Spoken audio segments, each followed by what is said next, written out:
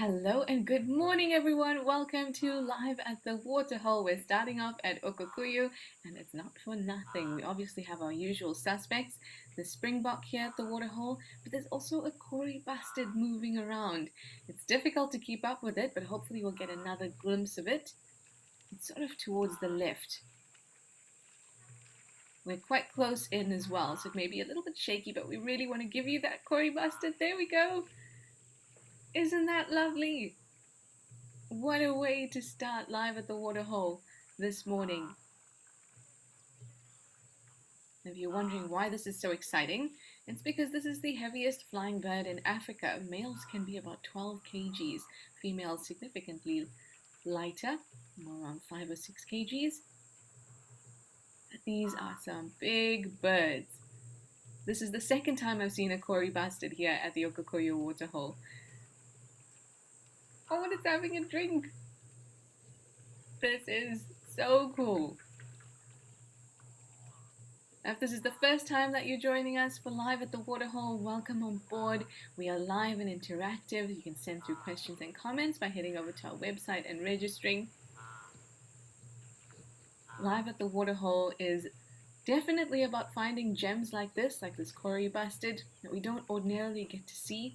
And even when we go on safari, in our sunrise or sunset safari, we don't get to see Cory bustards. But here, with this camera, we can. So that's why it's really, really special. So Live at the Waterhole is about finding gems like this, perhaps those that we don't see when we're driving around. Also because we have cameras in a whole lot of different locations. Here we're looking at the Okukoyo Waterhole in Etosha National Park in Namibia, but we've also got the Waterhole or the Juma Dam Camp in Juma Game Reserve in the Sabi Sand. We've also got King's Camp in the Timbavati and Jamala Waterhole in Madikwe. And that's just to start off. A little later on, when Africam jumps on board, we have all their cameras too. And then we're not just restricted to South Africa or Southern Africa, we can move all the way up to East Africa, to Kenya. So lots and lots to look forward to. It's me, Trishala, by the way. And usually you may have me for the first half and then somebody else for the second half, but today you're going to have me the whole day. So we've started off now, and then you'll have me all the way until 3 o'clock, just before our sunset safari starts. I am very happy with the way we've started off here. Now, the other thing about Live at the Waterhole is we have lots and lots of moments of silence because it's all about adopting the pace of nature, taking it easy, very differently paced to our drives. Imagine you've just got a picnic basket and you're along the waterhole, you're sitting there enjoying something to drink, maybe a snack, and depending on the weather, probably some shade or an umbrella. Speaking of the weather, let's head over to have a look at what's happening at the different locations.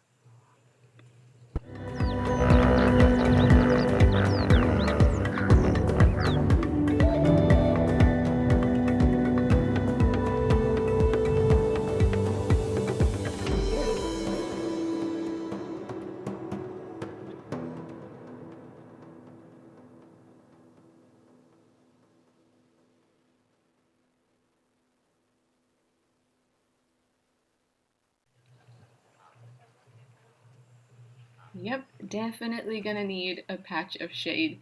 It's pretty much warm across all of the locations. Some clouds here and there, but otherwise temperatures are most definitely up.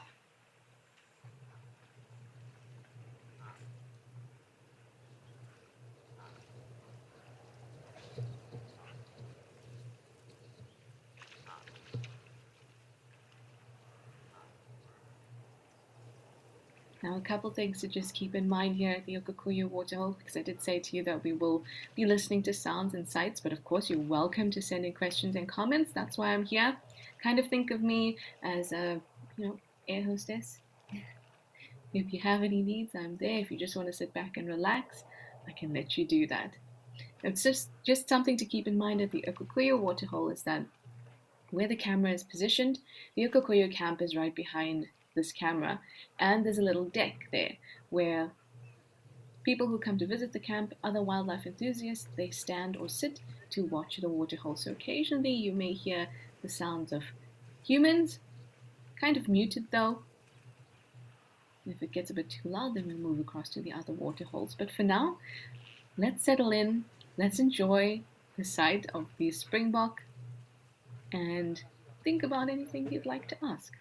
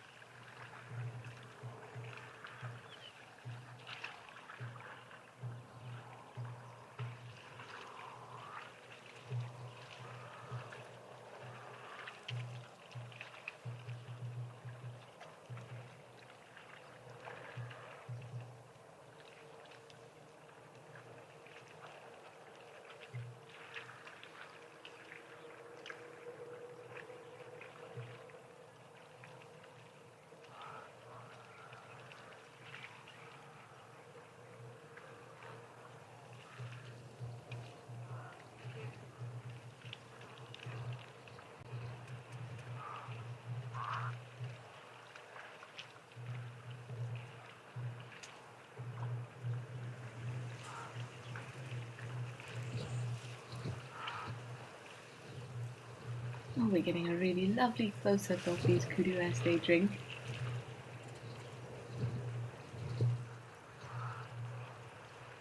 And you can see that they just touch the end of their muzzle, their mouths, just touch it to the water. And they don't lap up water in the same way that many predators do. They suck up water very much like us. The predators have wide jaws, and they need to be able to open their mouths very widely so that they can kill their prey. Most herbivores, though, they don't need to do that. They just need lips that are able to grab vegetation. They don't have to open up their mouths very widely. That means that they can have cheeks.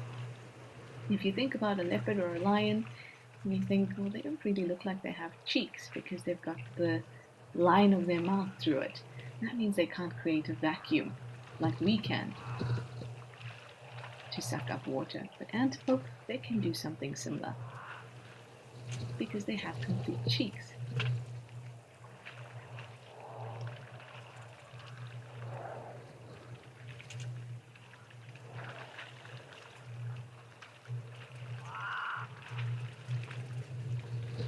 Hi Helen, you always think that it's been snowing at this waterhole.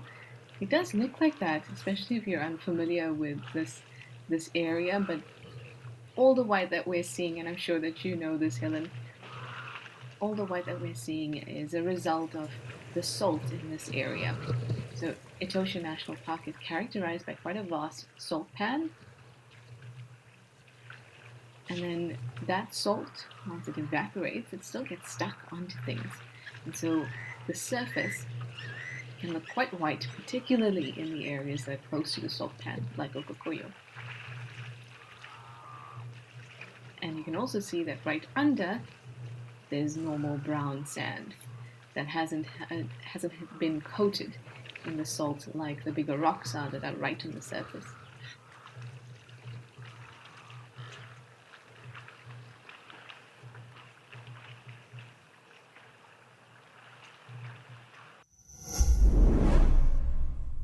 Africam's virtual wildlife photography competition is in full swing. We've already seen some incredible entries, but don't worry, the competition is open until November 30th. And the rewards? They're worth roaring about. From a custom print of your winning shot to a full year's subscription to Africam Premium. Join the wildlife photography adventure today at Africam. Your shot at greatness awaits.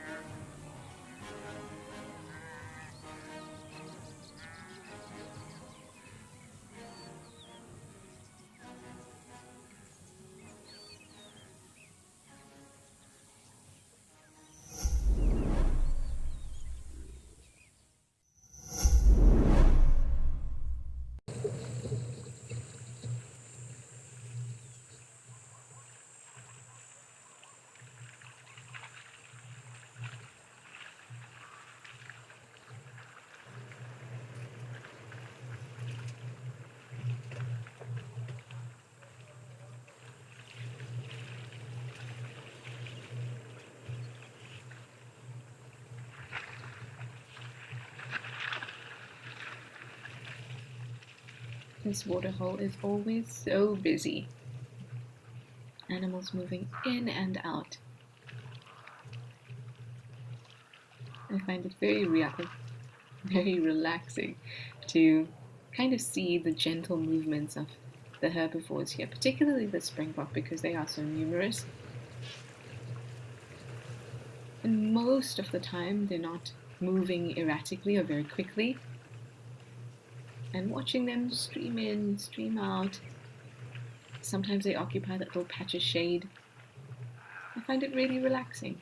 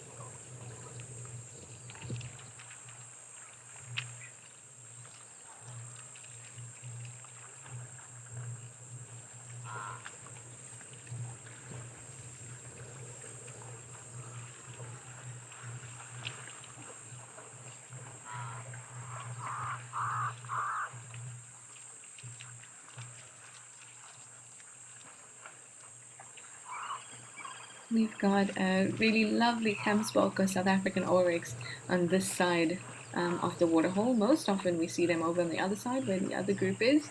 Maybe we can get a slightly closer look at this individual since they're close to us.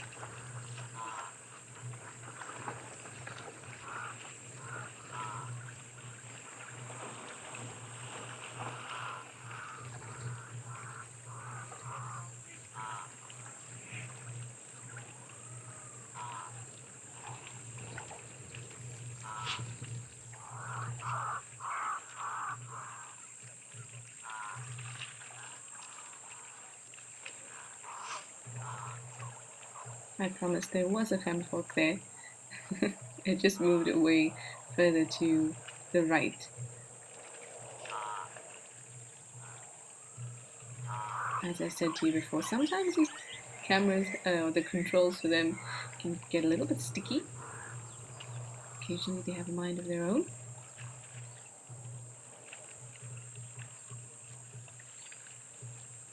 And our Kemsbok is gone. That's okay. Hopefully another one comes round close to the camera as well and we'll be able to get another close look.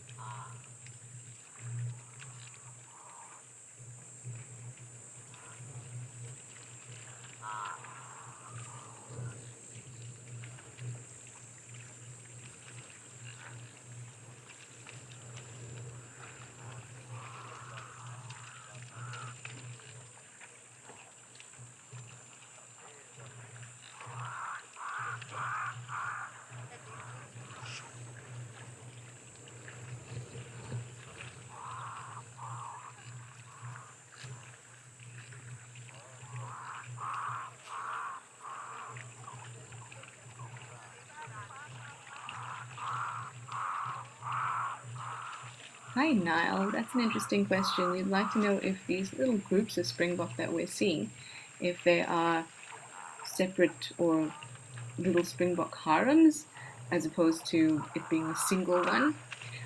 So the word harem is used in a few ways. One, it's used to describe mixed herds, but that's not a true harem. A true harem is a group of animals where there's one, at most two, dominant males and the rest being females and their offspring. But in terms of description, I have seen springbok mixed herds being described as harems, but we prefer to call them mixed herds because that makes more sense. So what we're seeing are mixed herds that are kind of moving together. Now they don't have particular bonds to each one of the herds, so they can come together, particularly around a resource like this, and then form a larger herd and then separate again. Now the time when we actually do see true harems, when you do get a solitary or dominant male, we only see that during the rut. It's quite similar to impalas. So impalas have mixed herds as well. They congregate in large numbers, especially around a resource. But then once the rutting season comes along, and for springbok it's towards the end of the rainy season, that's when everyone's in their peak condition. That's when the males start to become solitary, and that's when they start to have true harems.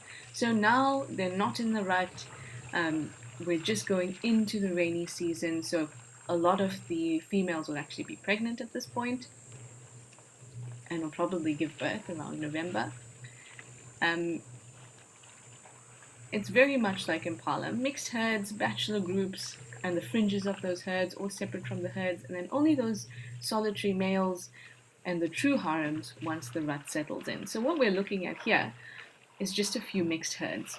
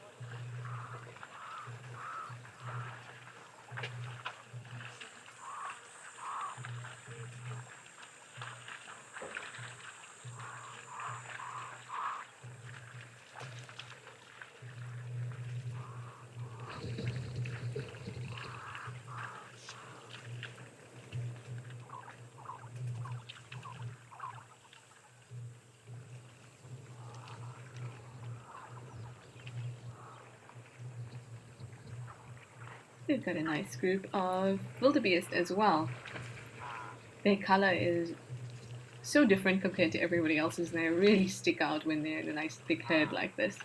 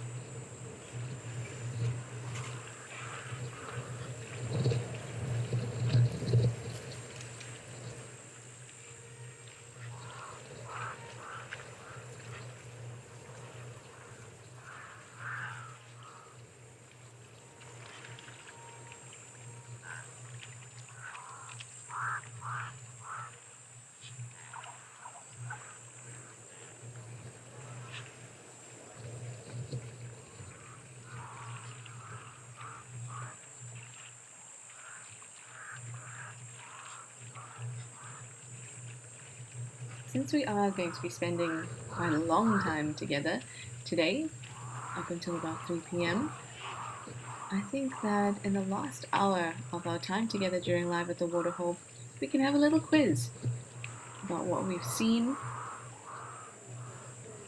about what we've learned. I think that would be nice. Just change up the pace a little bit towards the end.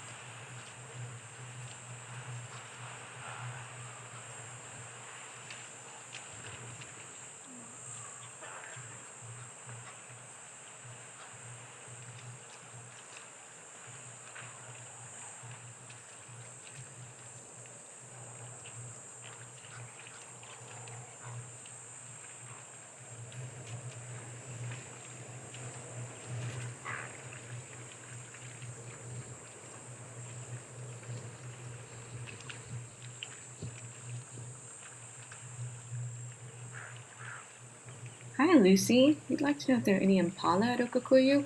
Yes, they are. We see them quite often as well.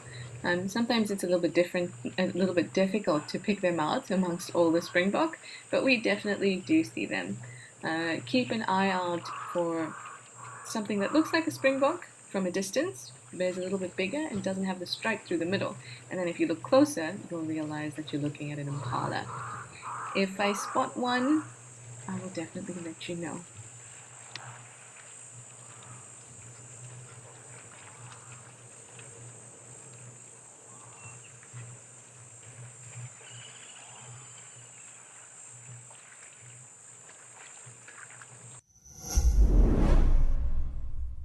This Spooktober is all about scales.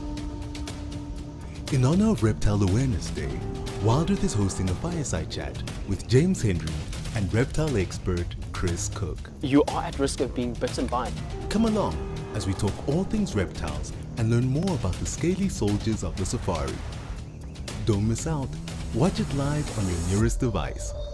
WildEarth. It's in your nature.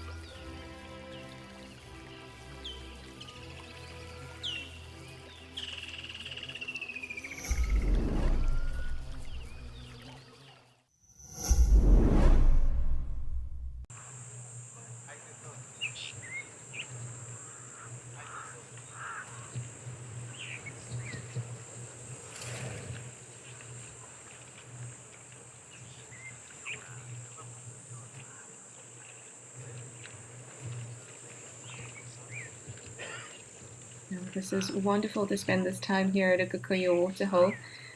I think the best for me was seeing the Kori bastard to start with, but we also got to spend time with the springbok, the gemsbok, zebra, wildebeest, and there were even two nervous-looking Egyptian geese in the water. But how about now we head over to Jamala Waterhole in Madikwe Game Reserve, because you know what's going to be happening there. Elephants.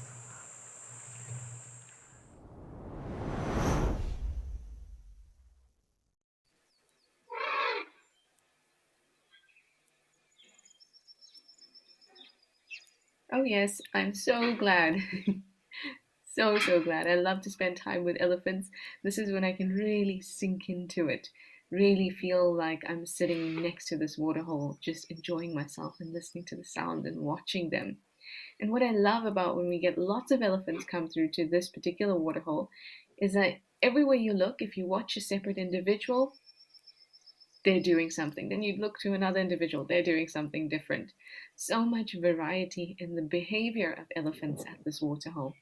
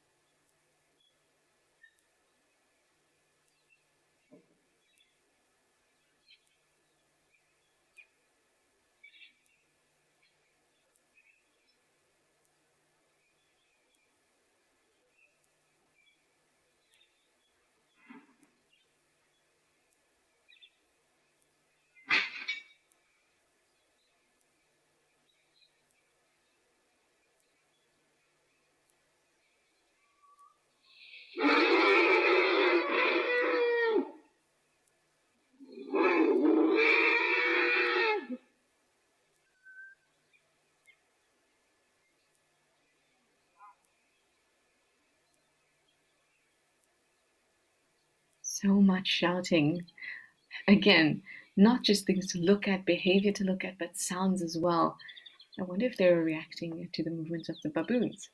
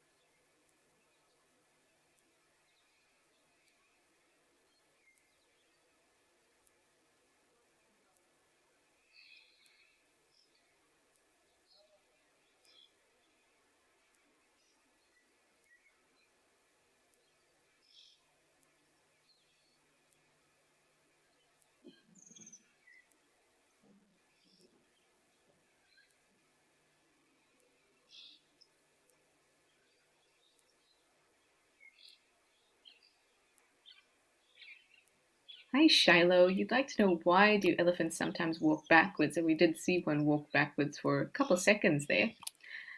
Uh, I mean, like with all animals, if they're going to move backwards, obviously just means that they want to go to a spot that they were in.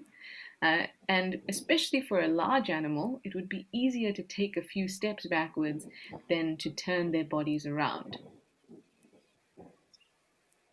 So you see it with all animals that they will step backwards, sometimes just a few steps, sometimes a few more. It all depends on the situation. Are they in a narrow space where they can only really step backwards, or are they very big and it's easier for them to move backwards by taking a few steps than actually making a circle in front of them? But it's not unusual for any animal to take a few steps backwards. If they start, reversing for several meters, then I might think I need to take a closer look.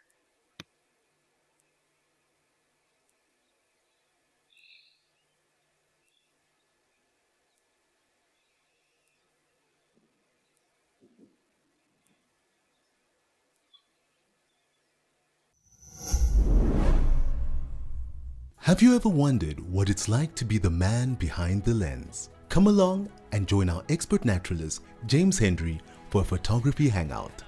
Be entertained with safari stories and enjoy a live color grading class. Share in the moments captured and the memories created by his wildlife photography. From the sublime to the ridiculous, everybody. Be a part of the fun. WildEarth. It's in your nature.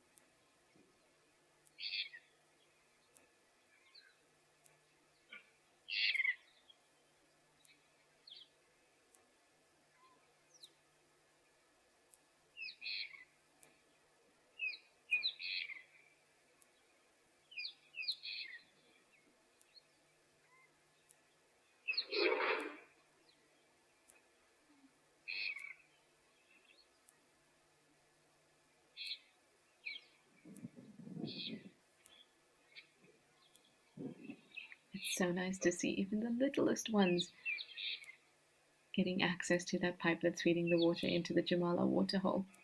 But they've still got to squeeze their way through. Sometimes they have to walk backwards a little bit too,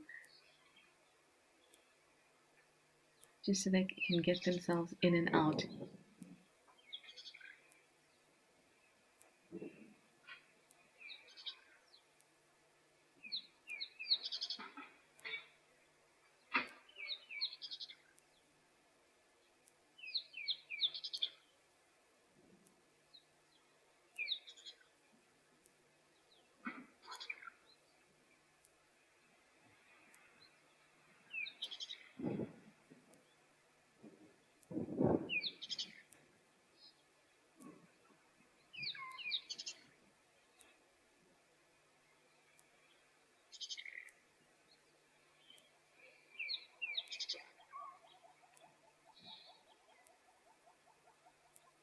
A reminder that we are live and interactive, so you can send through questions and comments if you want to sit back and relax and just enjoy the wonderful sights of seeing elephants enjoy themselves at a waterhole. And they haven't yet properly enjoyed themselves. They're going to get muddy, I'm sure, anytime soon. But first, a good drink. But if you want to be just like the elephants and chill out, not ask any questions and just listen to the sound, you can do that too. But I'm here if you have any questions, and you can send them by heading over to our website and registering.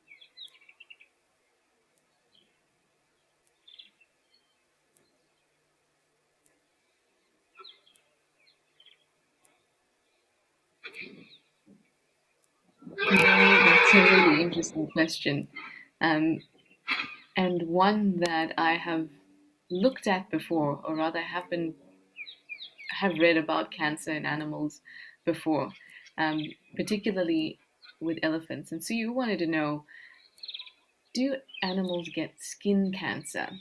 It is possible for them to get skin cancer. And there's a few things we have to think about when it comes to cancer, because cancer is the uncontrollable replication of a cell. And that's essentially what the tumor is. So all of us, if we are made of cells, we have to have programmed cell death. That's how we make sure that cells don't go out of control. Apart from that, we have what's a suppressor gene, a gene that suppresses or regulates any kind of cell division so it doesn't go too fast or becomes uncontrolled. And that particular, so we have a gene, and that gene is called TP53. But so genes, all genes do is code for certain proteins, and it's actually the proteins that help us. And so that TP53 gene codes for a protein called P53. And we have only one copy of that gene. Elephants, on the other hand, have about 20 copies of that gene. So elephants are really good at making sure that their cells don't go out of control in terms of replication. And elephants would have to make sure of that, because if you have more cells, like elephants have far more cells than we do in our body because they're just larger. If you have more cells, you're increasing the likelihood of them becoming cancerous, because all it takes is one mutation and then that it can go out of control. So what P53 does, that protein, it helps make sure that you don't get those runaway mutations, or the mutations that cause runaway cell replication. Now, I'm not sure about how many copies of TP53, which codes for P53, are in other herbivores or other animals, but a lot of research has gone into that gene in elephants, and they have 20 copies and we only have one. So that tells me that during the evolution of elephants, there has been significant pressure, evolutionary pressure, to make sure that they are able to stop uncontrollable replication of their cells, which causes cancer. Because why else would they have so many copies of that gene?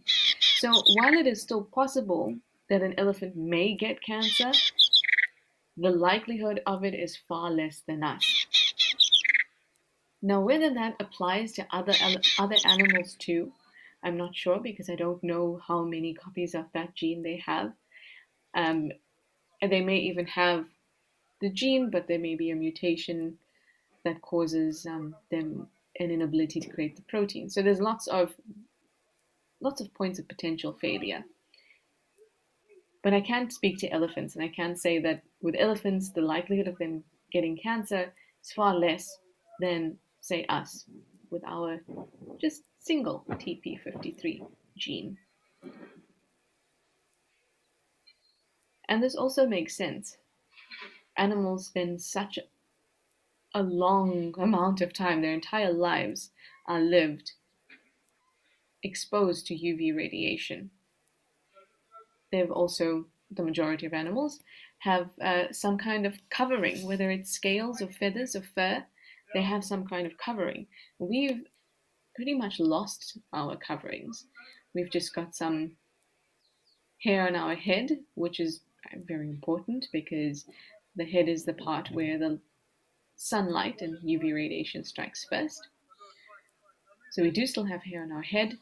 Some of us still have hair all over our body, but for the most part, we're not like a baboon or an impala that's fully covered in fur. We've lost that. And that's because we've moved from the external environment where we're exposed to all of that. We've moved from that to areas where we can protect ourselves with homes and shelters. But what that means is that the body no longer has to invest the energy that it would ordinarily do in body coverings, and can invest it in, say, brain structure and size. So, there's pros and cons to those kinds of things. But other animals that are living constantly in an environment where UV radiation is falling on them all the time, it wouldn't make sense that they would constantly get cancer. Otherwise, the species won't be able to survive. And that's what I also mean by evolutionary pressure that has gotten elephants to the point where they have 20 copies of that suppressor gene, the gene that makes sure that cells don't grow out of control. I hope that answers your question. It's one of those things that I love reading about, because in a way, learning about diseases that any living mammal can have kind of tells us about ourselves and them and the ways that we are similar. And that particular nugget of information is something that I don't really get to talk about often, because I don't often get a question about cancer in animals. So I got really excited, Lenny, when you asked, and then I went a little bit nerd, but it's okay. I'm a proud nerd. And I suppose if you didn't want to know, you wouldn't ask, right? Thank you for giving me the opportunity to nerd out a little bit, Lenny.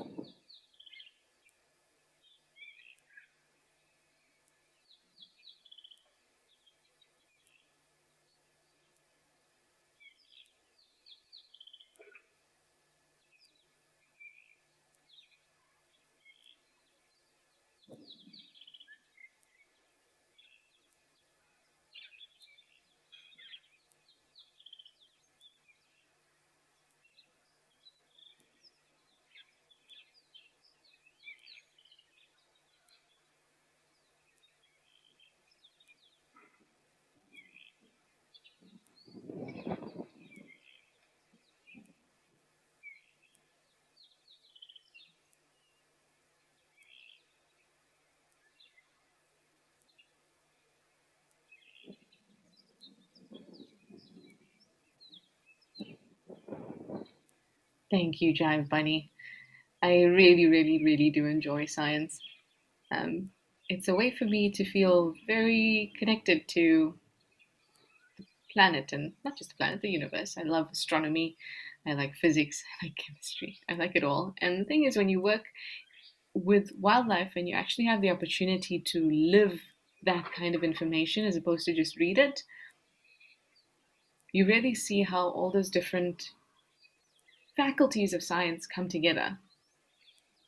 And if we think about the way animals walk or how quickly they can run and slanted backs of hyenas, there's physics involved in that too. Or the walks of little waddles of penguins, there's physics involved there too. And I just really enjoy it. And I like when you ask the questions that allow me to nerd out. Thank you. Anyway, let me send us back over to Okakoyu because some more elephants have come down there and there the sounds are amazing.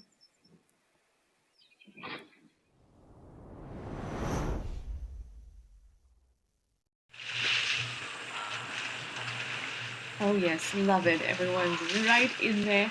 And they're gonna be splashing about. And they already are splashing about. And what I love is after this, they're probably gonna come out of the waterhole and then start dust bathing.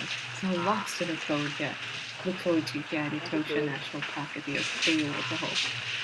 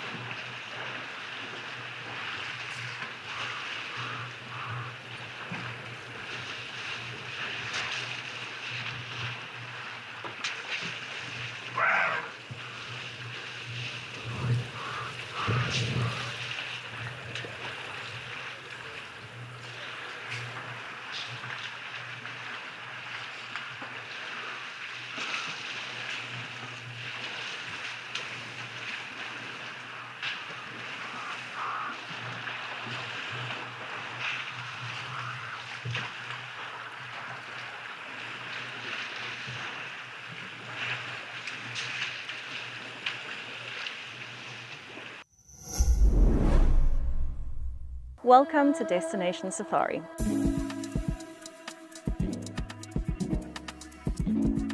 This evening, steeped in history, we are going to be exploring Leonbosch Country House and Shearers Lodge.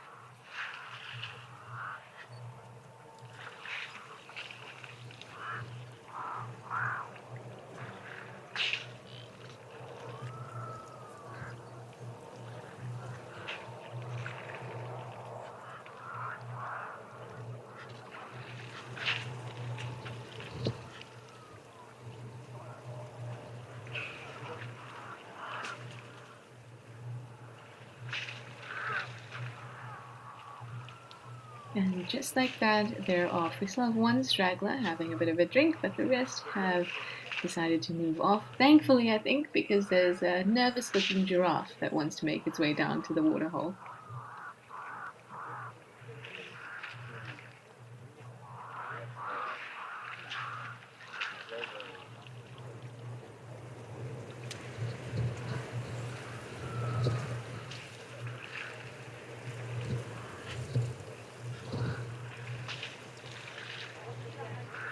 Hi, TomTom1. You'd like to know, you say that the elephants always look so tolerant of each other.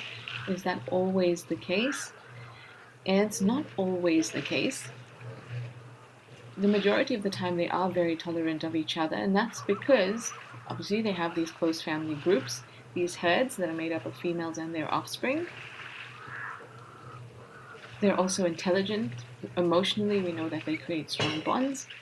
So that definitely aids the tolerance part of it. But even when different herds meet, they are very tolerant of each other, and that's because generally in an area, all the elephants know the other elephants around, even if they're not part of the herd. And this may be because they have such long histories. They're long-lived animals. They have a low birth rate, so they have long periods between generations. And that means that, say, a calf may know its grandmother, and the grandmother will know a calf from her herd when she was a youngster. So there's a network of elephants in an area, even if they're not part of the same herd.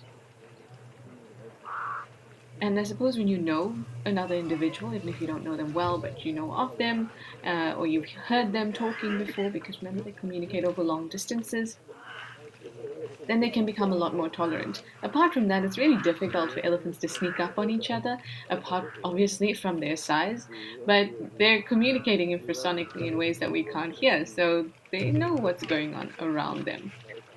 It's very difficult to sneak up on them. It's very difficult for them to not know another elephant that is around, and if they do know they're around, they possibly know that individual.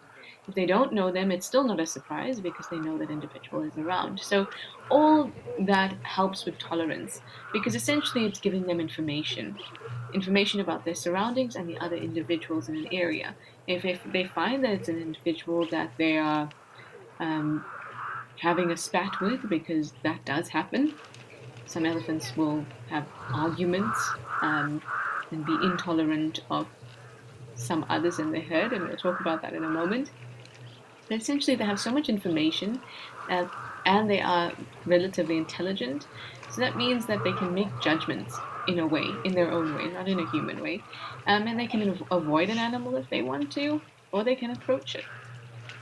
Now, where they can be intolerant is when they're trying to defend themselves because maybe there's an aggressive elephant bull that hasn't quite figured out how to approach a herd properly and is being a bit too aggressive. Then they will be intolerant of him. And even still, they would know that he's there. They would know that he's approaching them, but they can still be intolerant of him. Even then, the intolerance is shown through avoidance and shouting, displaying, but rarely is it shown through combat. Combat is something that's mostly reserved for male-on-male interactions where they fight for dominance for a female. Now, I know it is possible, and it does happen, where males can fight to the death, elephant bulls, but I haven't seen it myself. It's not something that I've seen over the last 5 years of being in the bush. I've seen them fight plenty, but I've never seen a real serious fight that ends up with somebody, being impaled by another's tusk. It does happen though, it just doesn't happen very often because so many of their differences can be sorted out in other ways, such as their body language, their communication, displaying, shouting, all of those kinds of things. Now, in areas where people are lucky enough to follow the lives of particular herds over time and also do research on them, I've spoken to a number of those people and they often talk about how, Sally had an argument with Kate recently and now she doesn't let her baby go and play with with Kate's baby anymore. So elephants can have those kinds of almost human-like social interactions, but they tend to dissipate. They don't tend to be long-lived. And eventually, the calves start playing together again and everything's okay. But that's also a form of intolerance, not allowing your herd or your calf to go and play with the other herd. Elephants lead complex social lives, and we're just starting, we will have a good idea of how they communicate and the relationships they can form, but there's still so much we can learn.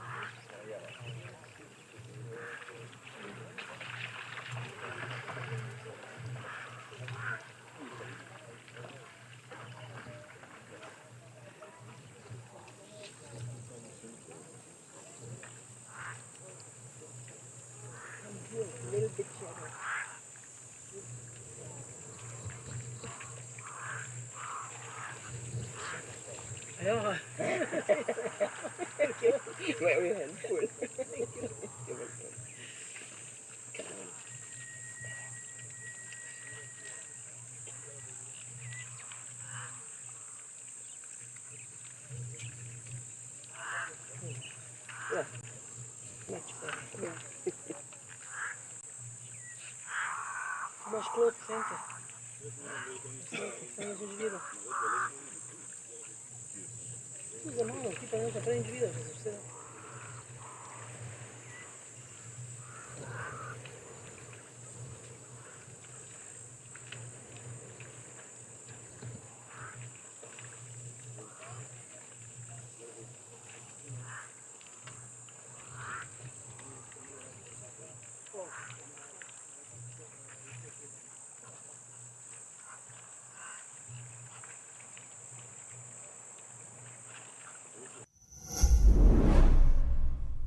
Africam's virtual wildlife photography competition is in full swing.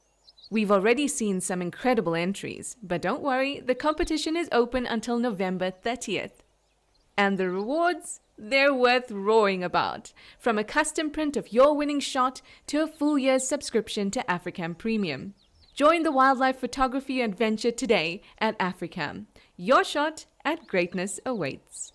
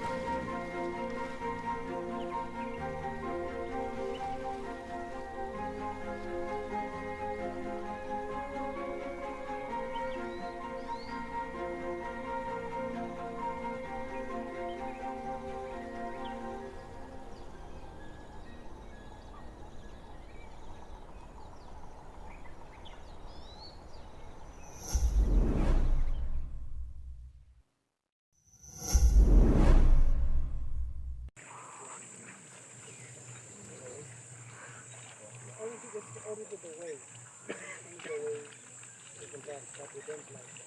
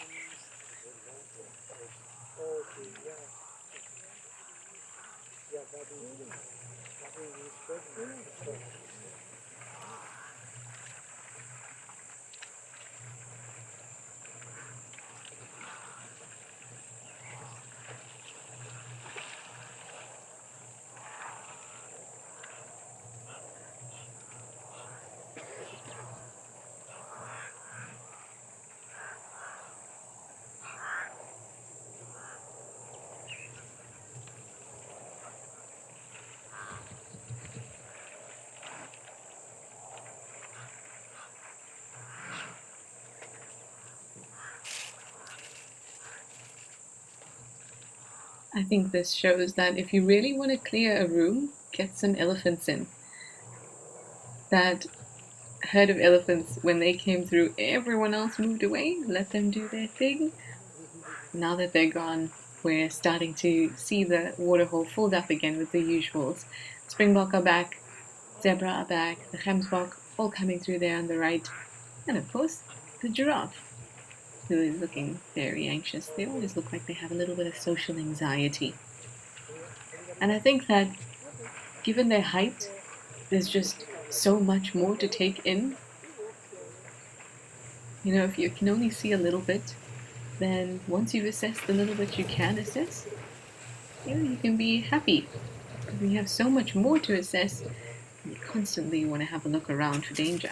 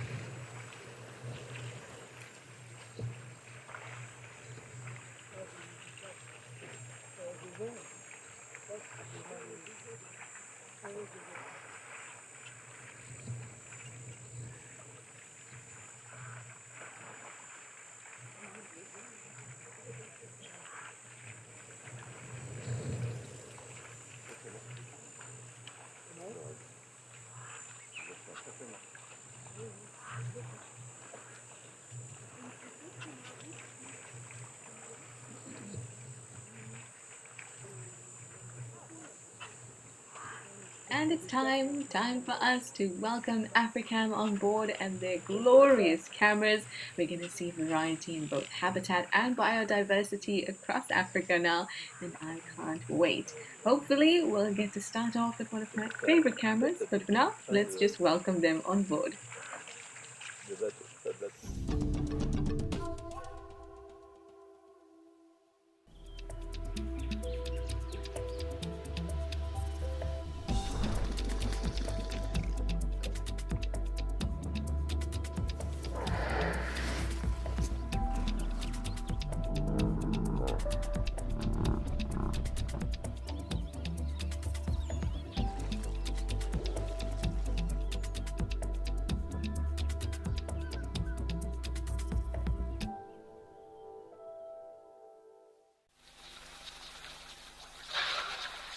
Yes, we are lucky. We're at Africam Oldonyo Lodge in Kenya, and as usual, this waterhole is pumping. We've got two nice elephant bulls, a giraffe, a zebra just coming through like it owns the place, and of course some fringe-eared oryx. There are subspecies of East African oryx there on the left. I'm so happy to start off at this particular camera because I do love it. Anyway, thank you, Africam, for giving us access to your wonderful cameras. We really do appreciate it, and thank you all, as usual, for joining us. If you are just jumping on for Live at the Waterhole, for the first little bit we were spending time mostly in South Africa, but in Namibia as well, where the Okukuya Waterhole is. We visited Jamala in Madikwe Game Reserve, but it was mostly elephants all round. Oh, it looks like we're a little stuck here. We might have to move to another waterhole, and we have. There we go. Back over to Jamala. As usual, we're live and interactive, so you can send through questions and comments. You can do that by heading over to our website and registering. And if you want to sit back and relax, please go ahead and do that. Whatever you like to do. Live at the Waterhole doesn't demand anything of you except for you to create some space and time to immerse yourself in the sounds and sights of nature. Now, it's me until 3 p.m., just before the sunset safari, me being Trishala, and we were hoping that maybe in that last hour, just to change the pace of things a little bit, we'll have a little quiz about what we've learned over our time live at the Waterhole, or at least today, what we've seen. But again, please, if you just want to sit back and chill, that's fine too.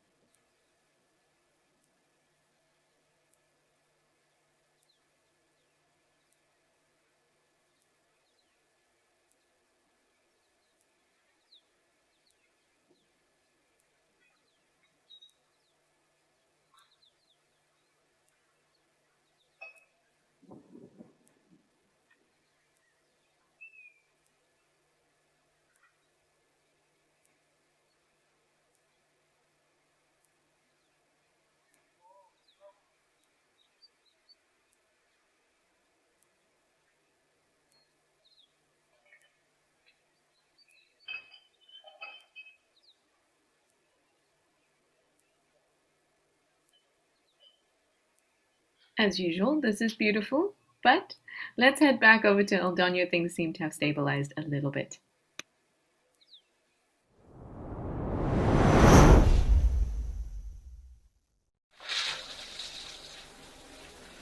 Whoop whoop, and we're back at Africam El Doño, and we've got three nice elephant bulls. Ooh, and we've got a giraffe coming through. I love the sounds at this waterhole. I love the potential of being at this waterhole, so much that we could see. And that keeps me going. And we see elephant bulls here very, very often. And just like at Jamala, where there's a little pipe that leads into or brings fresh water into the waterhole, there's one here at El Doño too. It's a little difficult to see over on that other side where the elephant bull just across the camera is. But if we can notice it, and you might see him put his trunk right around something at the edge, we can have a closer look. But for now, let's just listen to these wonderful sounds.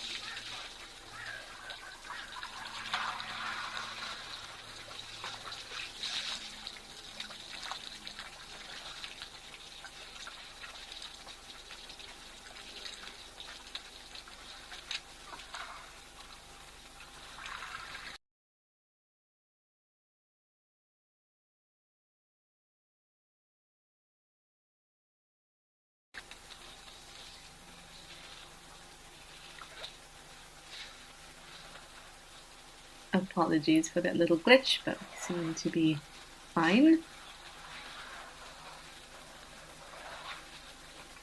They were stuck in a way that made me really want to take a screenshot.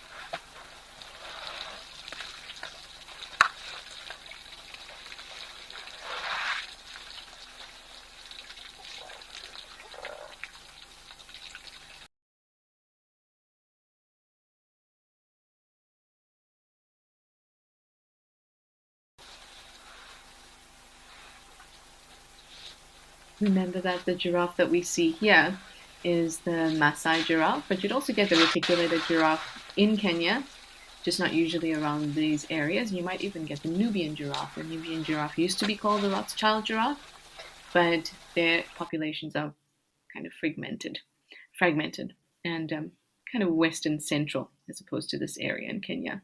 All right, things are just too exciting up at Old Donyu, and all my excitement is starting to cause the camera to have glitches. So we're back down here in South Africa at Jamala Waterhole in the Dikwe Game Reserve, still enjoying the pleasant sounds and sights of elephants.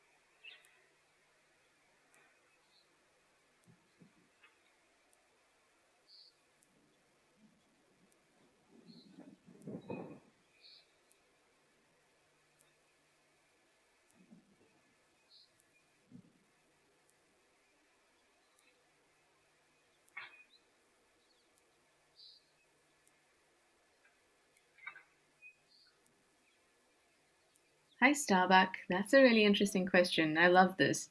You'd like to know if mud bathing in elephants is learned behavior or instinctual. So there's two things happening. One, the mud bathing itself is learned behavior. It has to learn to do that. Um, but what is instinctual is finding means to cool down. So I suppose it's a bit of both. They feel really hot. They're trying to figure out how to get cooler. It might start off as though you approach a water hole and you have a drink there. let's just say there's an elephant that is on its own, it's an orphan, has nobody to learn from. It's hot, it goes to have a drink, its feet feel cooler, closer to the water, it puts its body a little bit further in, then it maybe has a bit of a swim, realizes it can get cool that way. Then some mud gets onto it, and it begins to realize that it can stay cooler for longer with mud on it. So it is learned behavior, but what drives them to do it in the first place is an instinctual response to feeling overheated. So it's almost a combination of the two. Mud bathing is a resulting action of a certain feeling that is instinctual. I really love these questions. That's a nice one, Starbuck.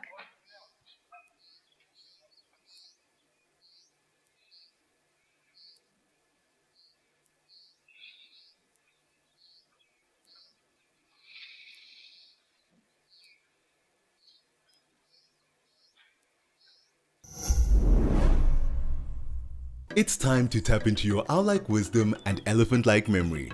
Gear up for a month of Animal Quizmania this November. Teams will pit against each other every Saturday for some good old-fashioned interactive fun on The Sunset Show. To enter, form a team of at least 2 people, fill out the form on our website, and name your team. Come along and put yourself and your challenges to the test. WildEarth, bringing the fun to the safari.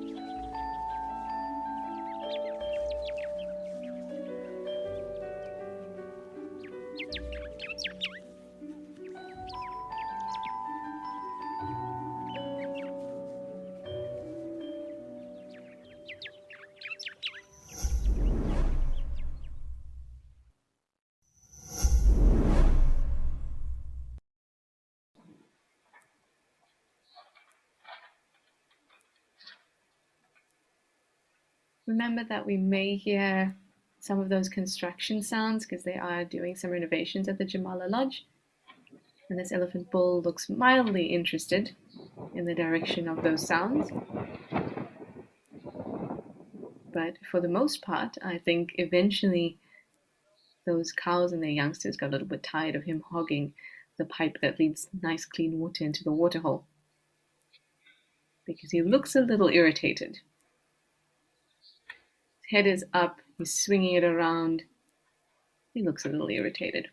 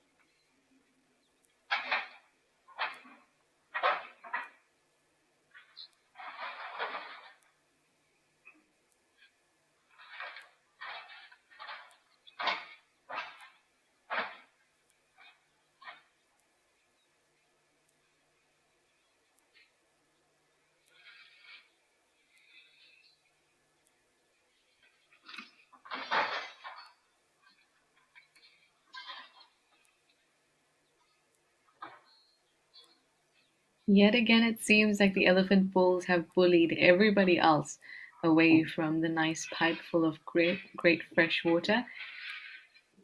There are a few cows, there's one little one still in there, but for the most part, the elephant bulls want to take over yet again.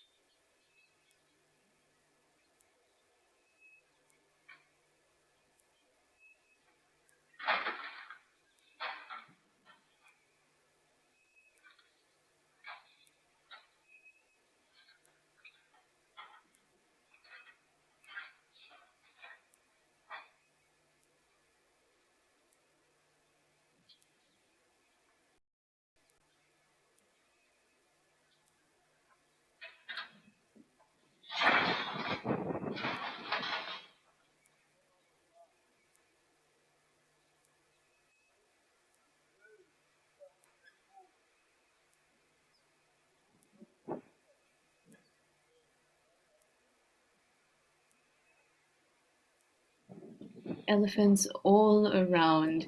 Let's head over to Tembe in northern KZN in South Africa. I think there's some more elephants there.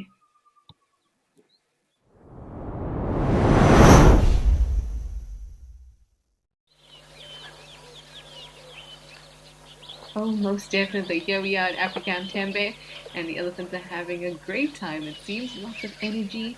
Now here too, they enjoy the water, they enjoy swimming and mud bathing, and they especially like to come to that little sandy patch after they've gotten themselves wet and throw sand onto themselves. It looks like we have some young bulls there.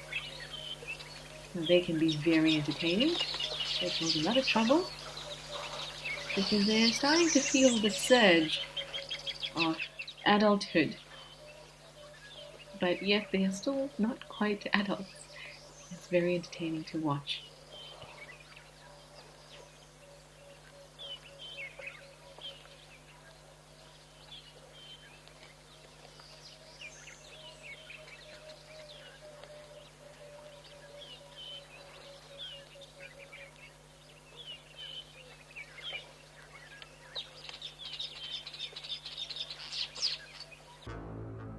you afraid of the dark? It's Friday the 13th and we've got pumpkin for you to talk about. From spiders to snakes and everything in between, we're fighting our animal phobias this spooky season. Join James and Tessa for an irresistible Ask Me Anything as we discuss the creatures we are scared of and debunk stereotypes. Fight and face your fears with WildEarth.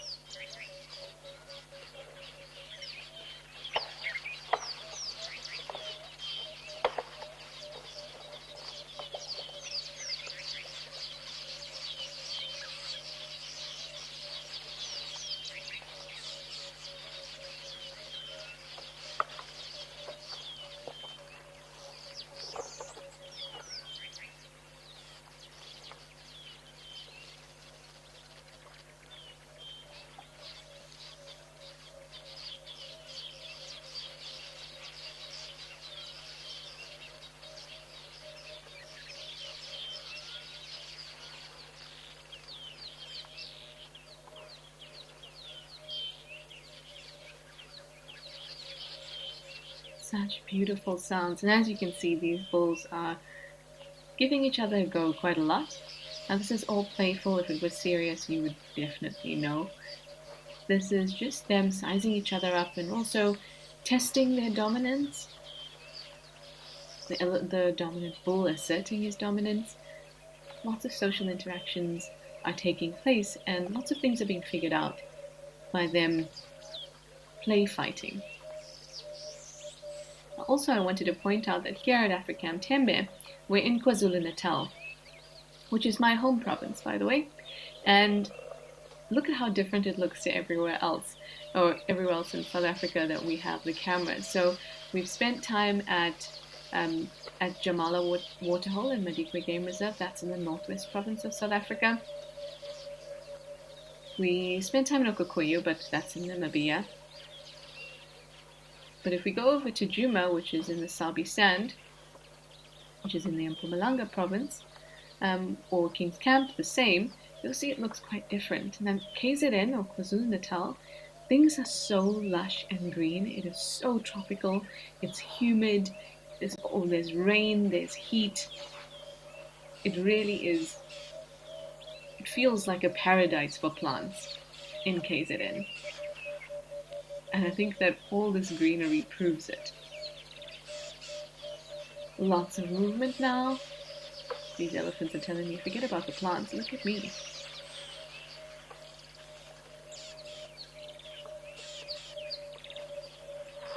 They're really getting into it. I feel like some of them just want to dust bathe. I'm seeing plumes every now and then. Something to keep an ear out for. If they do actually fight, still play fighting, but actually get into it, like this, just keep an ear out for the knocking of the tusks. It's such an unmistakable sound.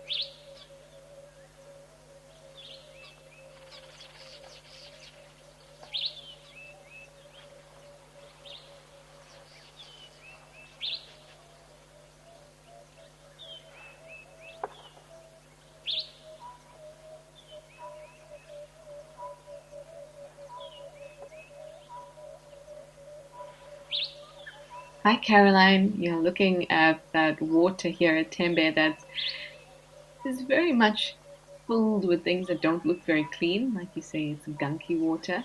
And you'd like to know if elephants get sick if they drink too much of that water. And not really, because animals that drink this type of water and this type of water quality is not unusual for animals. So over time, they have built resistance or immunity to any of the bacteria that's in that water.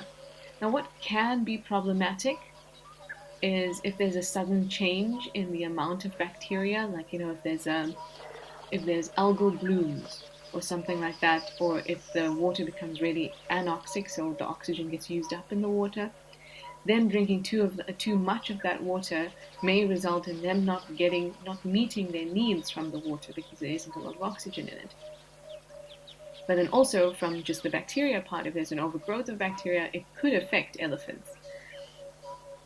One thing that is deadly is anthrax, and anthrax can be spread through the water. It can contaminate water. But just in the normal way, there being cyanobacteria, algae, etc. in the water, that's not going to cause a problem for them, because over time they've lived with this water for thousands and thousands of years. So not only is there the resistance built up in a generation or in their lifetime, there's also the resistance built up over the existence of their species. So you don't often see them get sick, or you don't even hear records or see records of them being sick from contaminated water. That being said, though, it's also difficult to assess that, because how do we know that if an elephant is unwell, if it's because of contaminated water or it ate something funny? I mean, last time I was at Juma, I saw an elephant cow with a runny tummy. Her stool was very, very loose, and she unfortunately let go on top of her young calf's head. Now, this is not unusual. A lot of the times, because young calves are constantly by their mother's legs, they're just always next to them. Sometimes they do get hit on top of the head with their mother's dung, but unfortunately, in this particular circumstance, that dung was not in any type of form except liquid, and so it covered the poor calf's face. But I can't tell if that's a result of poor water quality by human standards, or if she maybe ate some rotten fruit. Whatever it is, I know that it caused her some kind of gastrointestinal issue, but then I also there's just so many variables, then I also need to be able to assess whether the water quality was so out of the ordinary that that's what caused her upset stomach. So there's a lot of variables to test, and with wild animals, it's obviously a lot more difficult to do that. But all in all, I haven't come across records of elephants having any issues or becoming sick due to the quality of water, except for if it's contaminated with anthrax.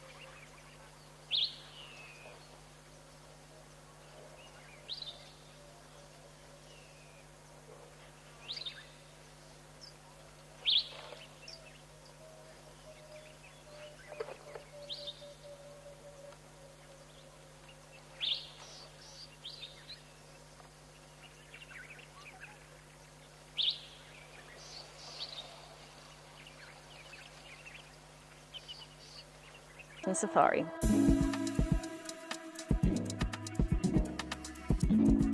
This evening, steeped in history, we are going to be exploring Leeuwenbosch Country House and Shearers Lodge.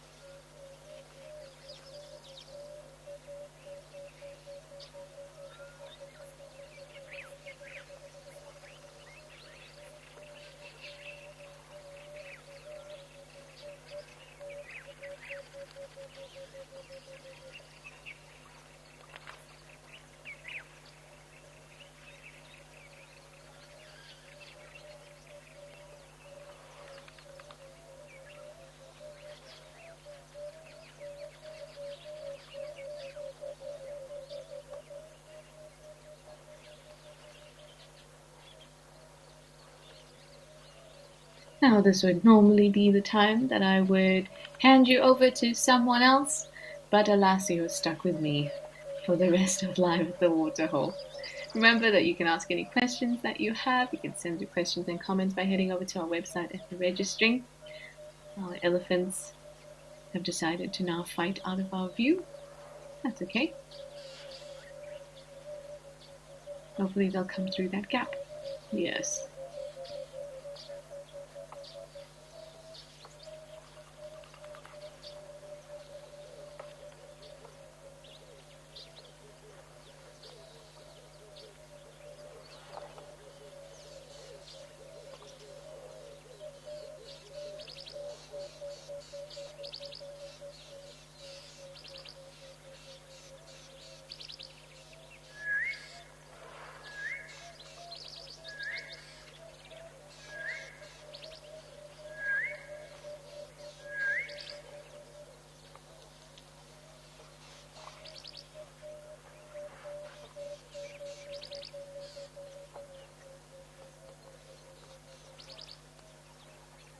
Well, look at this tender moment. Isn't this lovely? Two Impala ewes taking care of themselves. I think they missed Self-Care Sunday, and it's now Self-Care Monday. This is called allo grooming. This is when one animal grooms another individual. Usually animals may just groom themselves, but allo grooming is when you groom another individual in your herd or your group. And Impala have kind of loose incisor teeth, and so when they put pressure on it, like if they're combing or putting their mouths against the fur of themselves or another impala, it spreads out, kind of like the teeth of a comb. It allows them to really get into... Oh, whoa, that was a stretch and a half right there. That was an excellent stretch. And you can see that that individual on the left really needs the grooming. She's a little patchy.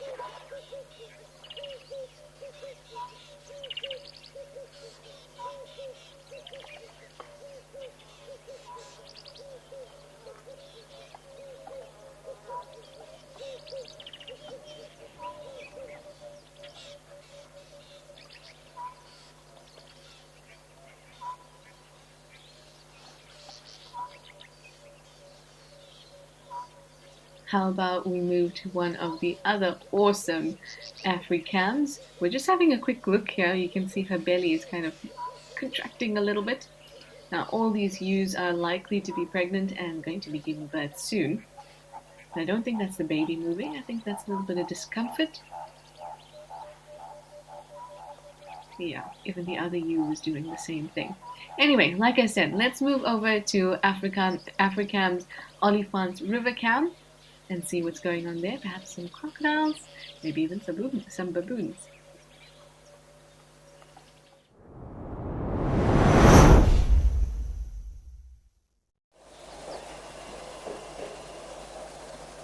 We are here at Africam Olifant's River. Just before we left Tembe, you might have seen that the Impala ewe was actually, not a nice thing to say, but she was throwing up her cud. Those cud balls move from her mouth as she chews and then down back into her rumen, section of the stomach where the cud sits. That's the movement you're seeing there. But anyway, Olifants River, everyone. This is in Baluli Nature Reserve, or Game Reserve in South Africa. It's always an interesting place to have a look around because it's so vast. The river is quite large, and in the trees there's a lot of figs around the area, and there's a lot of baboons at Olifants River too. Apart from that, you see crocodiles here often. Maybe we'll get lucky. But what I like most about Olifants River is the sound of the water.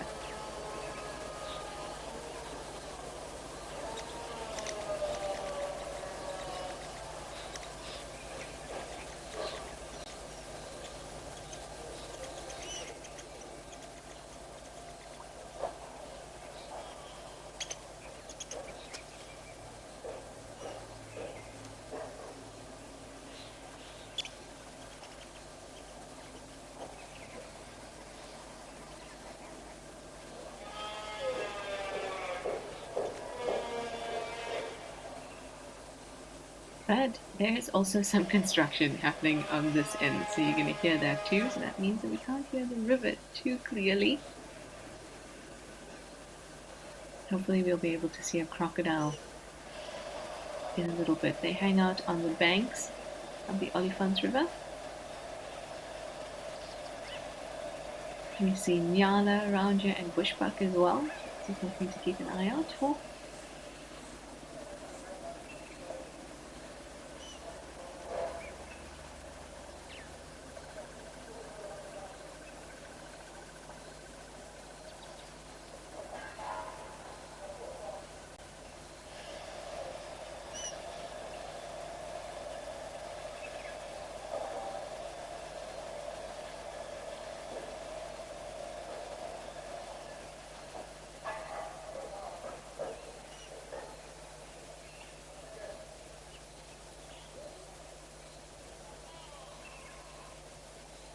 While it was lovely to spend some time at Africam's Olifants River, let's head over to Africam Tau Lodge in Madikwe Game Reserve and spend a little bit of time there.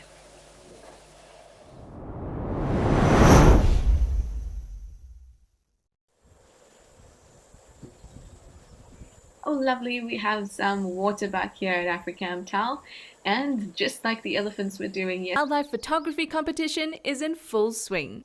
We've already seen some incredible entries, but don't worry, the competition is open until November 30th. And the rewards? They're worth roaring about. From a custom print of your winning shot to a full year's subscription to Africam Premium. Join the wildlife photography adventure today at Africam. Your shot at greatness awaits.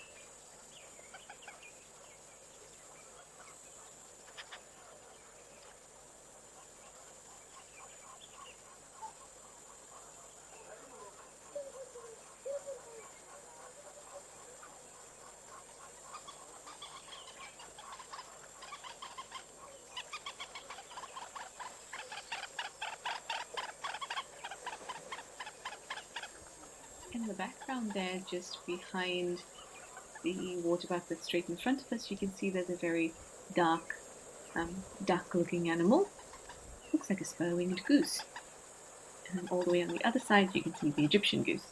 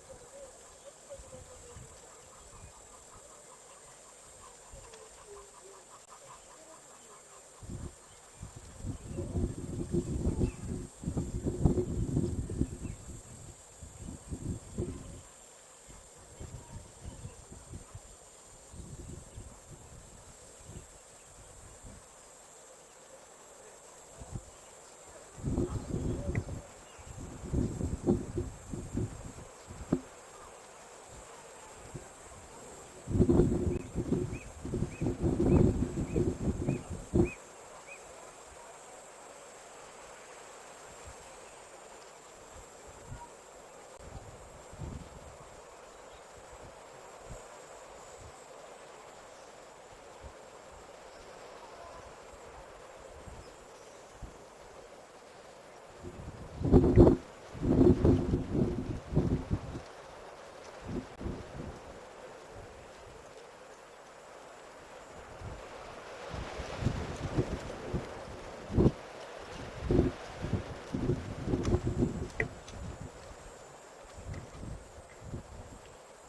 must say things are quite quiet at Tao today.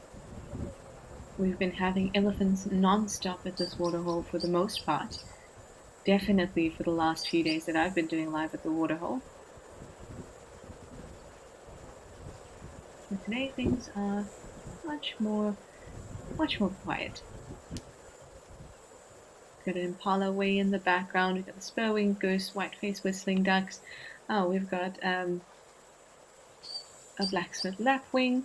I wonder if we'll see our hammerkop as well coming through. Looks like we have some cattle egrets over on the other side as well, and the Egyptian geese. I wonder where our crocodiles are. There's usually 2 or 3 crocodiles here at Africam Tau.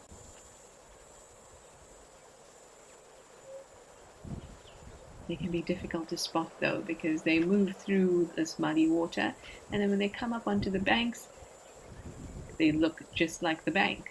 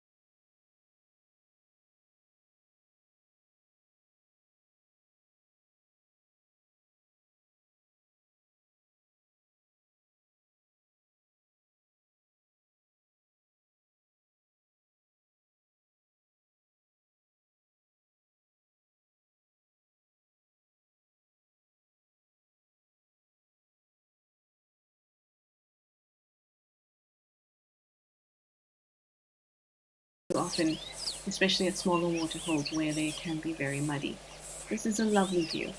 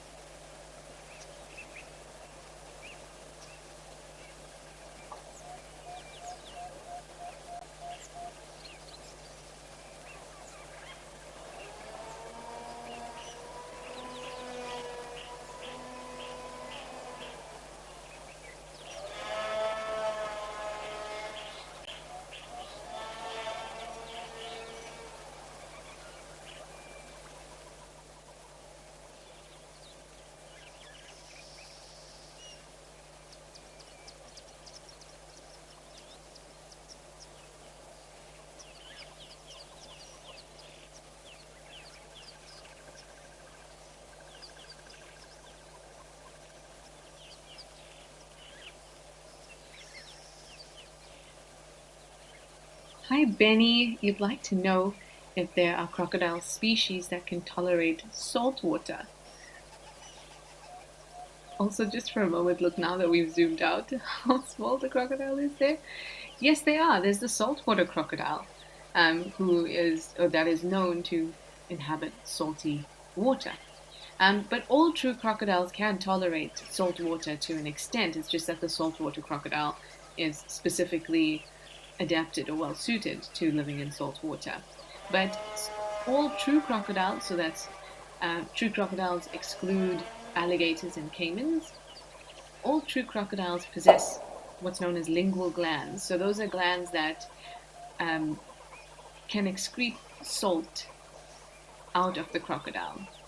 So salt is a really important part of any functioning body because the ways that those different ions move is how our bodies communicate within itself. So the ways that our nerves communicate, the way that things move between barriers, the way that cells open, it all has to do with the movement of ions, and that's why salt is such an important component. So for crocodiles, they have little glands on their skin called lingual glands, and they can excrete salt that has accumulated in their body.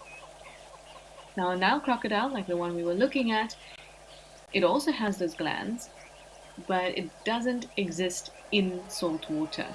But they can move in salt water. So what they can do is around estuaries. Remember, estuaries are those areas where fresh water meets salt water. So the salt water or the salt concentration is higher than in fresh water, but not as high as the sea. In those areas, crocodiles can swim out of a river towards the estuary and go out to sea. Even these Nile crocodiles, but they can't be in the salt water for too long. Now, that may have to do with how well those glands of theirs function, because obviously a saltwater crocodile, those glands are working overtime. But with a Nile crocodile, maybe they don't have the capacity for those glands to work well enough for them to function in salt water, but they still do exist. And that means that they can move from, say, one estuary or river mouth into the sea and then out back into another river mouth if they want to travel. So they definitely can, but Nile crocodiles are not well suited to living in a saltwater environment, unlike the saltwater crocodile, which is perfectly suited to it.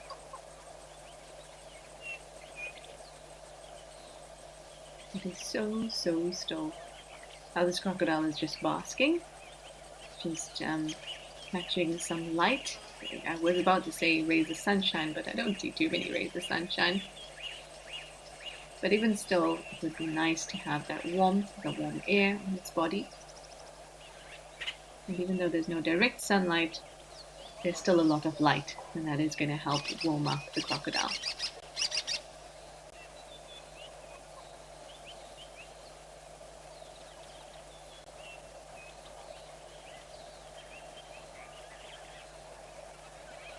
Now, in Africa, we think of there only really being the Nile crocodile, but there are 6 different types of crocodile in Africa. Of course, the Nile crocodile being one of them. But there's also 2 species of dwarf crocodile. There's the dwarf crocodile, and then there's the Osborne dwarf crocodile. Then there's slender-snouted crocodiles, both from West Africa and from Central Africa.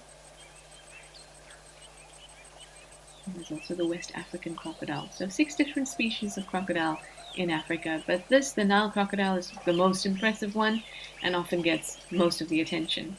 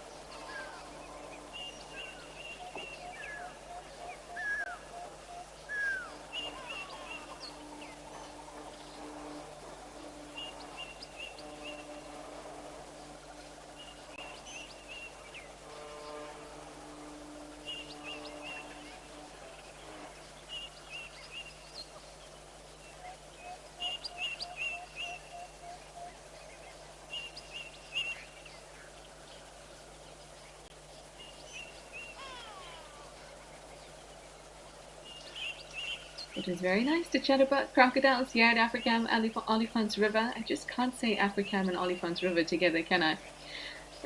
But it was lovely to spend time here with this crocodile. But let's head over to Africam Tembe and spend some more time with those elephants.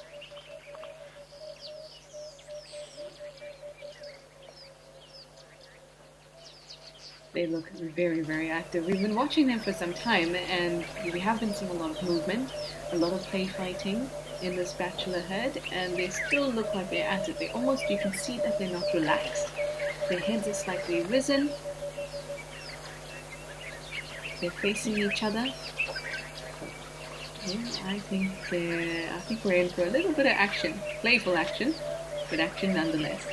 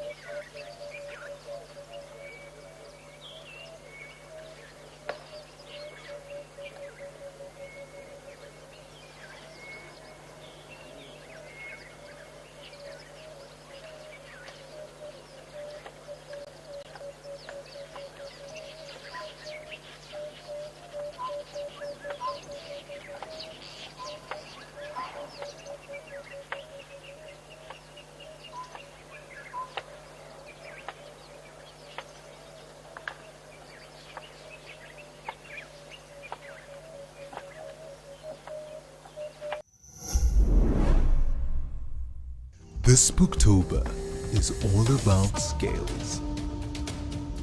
In honor of Reptile Awareness Day, WildEarth is hosting a fireside chat with James Henry and reptile expert Chris Cook. You are at risk of being bitten by it. Come along as we talk all things reptiles and learn more about the scaly soldiers of the safari. Don't miss out. Watch it live on your nearest device. WildEarth. It's in your nature.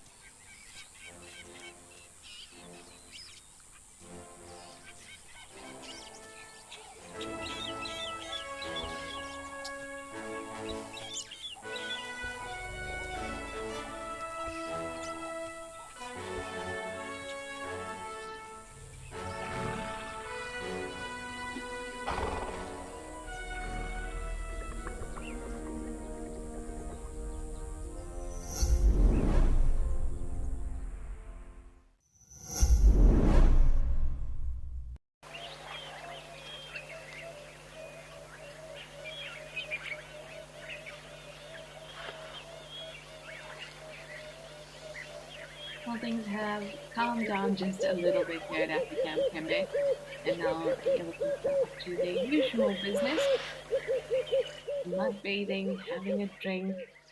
But it's only a matter of time until they start to get a little boisterous yet again.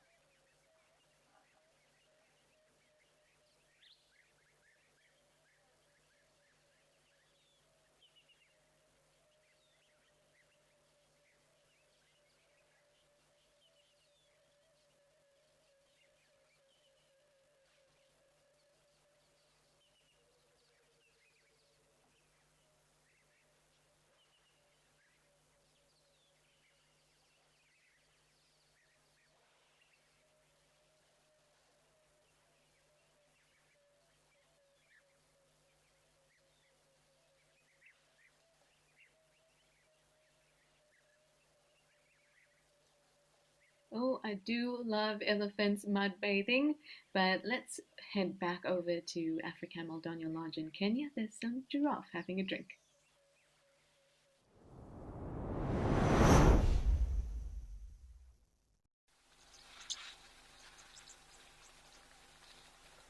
Love it. 5 of them as well. Remember, these are Maasai giraffes, and they're all here to have a drink.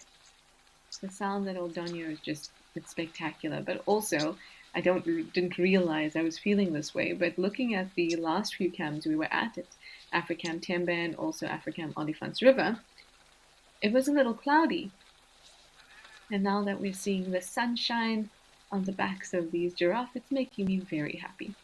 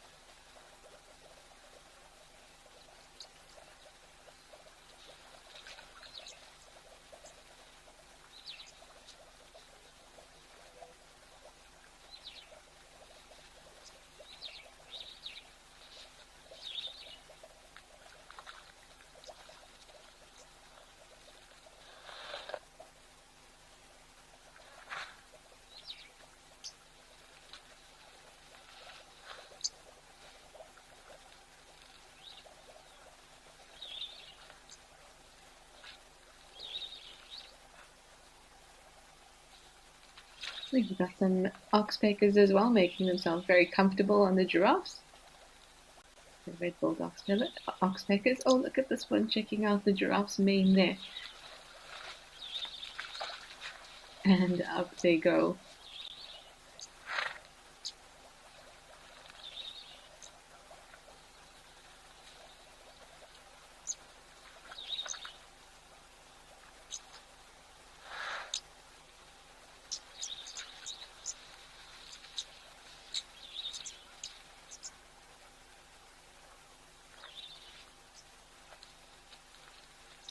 Hi Dana, you'd like to know if giraffes all come drink together for safety in numbers. It definitely helps them because there is safety to be found in numbers, and more eyes and ears around is just incredibly more beneficial than being on your own. But giraffes don't necessarily come to drink together. If they are already in a group, then sure, they will come down to the waterhole. If they're on their own, they'll come down to the waterhole on their own as well. But also remember that around a waterhole, well, water is a precious resource. So lots of animals, even if they're not part of the same herd or group, you may see them together at a waterhole, just because it's a resource that everybody needs and wants. Now, giraffes don't have rigid social structures, so they don't always exist in groups, whether they be large or small. They have what's called a fission-fusion society. That means they come together sometimes, then they disperse at other times. They don't have any rigid structure.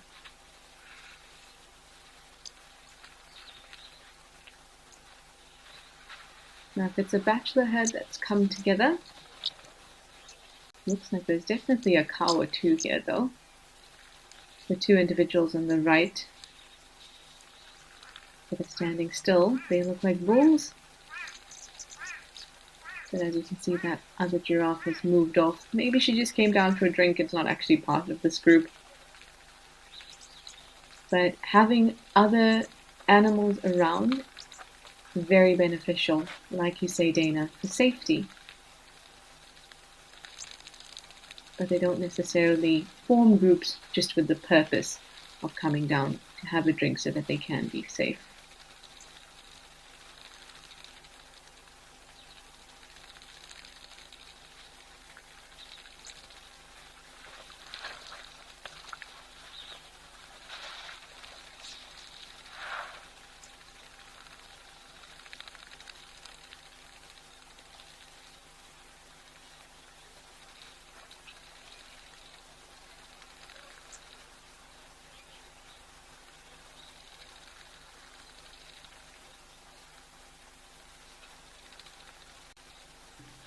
Oh, it looks like we just had some superb starlings. They're so lovely. When it turns around, you'll have a look. They kind of have an orange breast with a little white band between the head and the... There we go. Yep, definitely a superb starling. So pretty. It's one of the birds that we get up here in Aldonio, but we don't get here at any of our other camps in southern Africa. Isn't it gorgeous? And like all starlings, it's got a bit of that, or all glossy starlings, I should say, it's got beautiful iridescence on those feathers.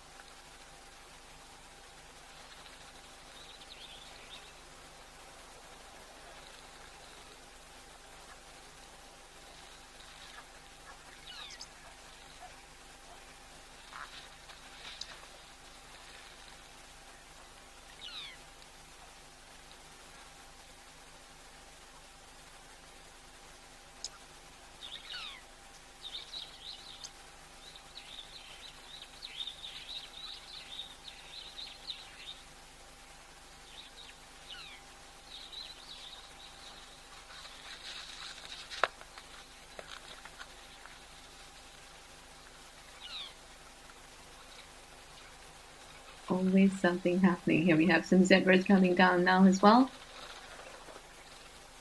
Now, usually when other animals approach a waterhole, you'll find that giraffes, they move off very quickly, or they'll stand very still and, try not to drink. You can be very concerned about what's happening around them. But here at Old Donio, zebra came through, that giraffe didn't care at all.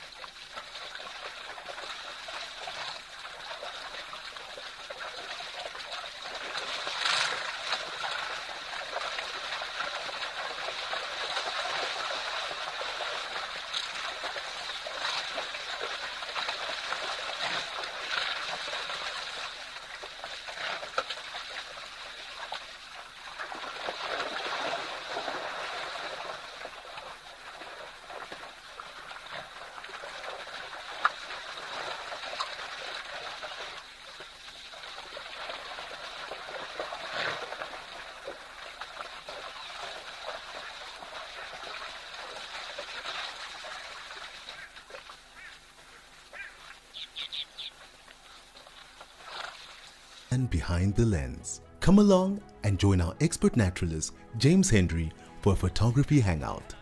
Be entertained with safari stories and enjoy a live color grading class. Share in the moments captured and the memories created by his wildlife photography. From the sublime to the ridiculous, everybody. Be a part of the fun. WildEarth. It's in your nature.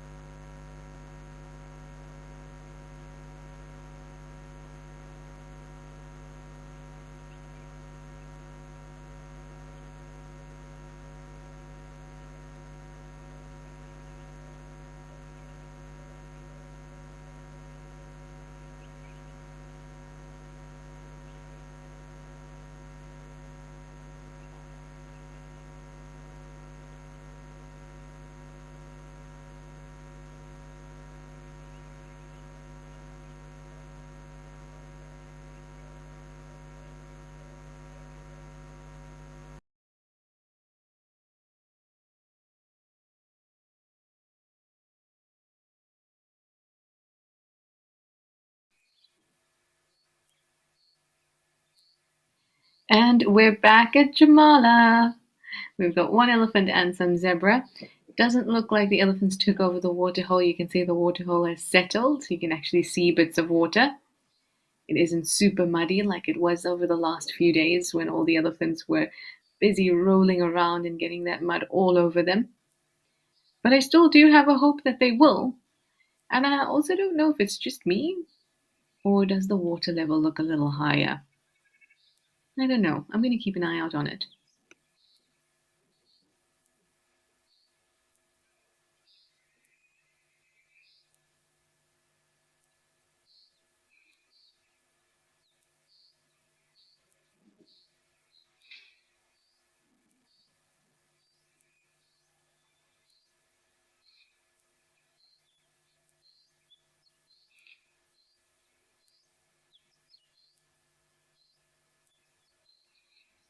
There we go. Good splashing. Now I was wondering if the water, if maybe they pumped up the pan a little bit more, because there does seem to be more water in the pan. But now as we're watching this elephant throw water onto itself, you can see it is still quite muddy.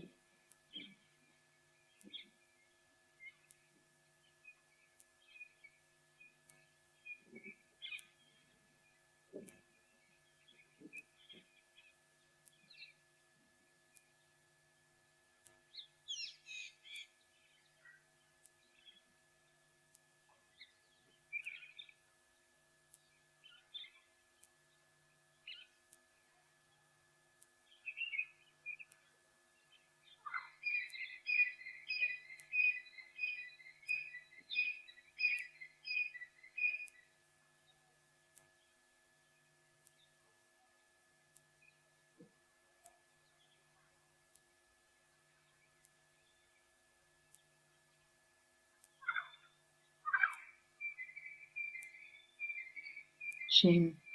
Something makes me feel like maybe this elephant is a little lonely. Jamala Waterhole has been the hub of elephant action over the last few days. Now it's quietening down as the bull moves away and the impala comes down to finally have some water to itself. Let's us move over within Madikwe Game Reserve to Africamp Tau Lodge.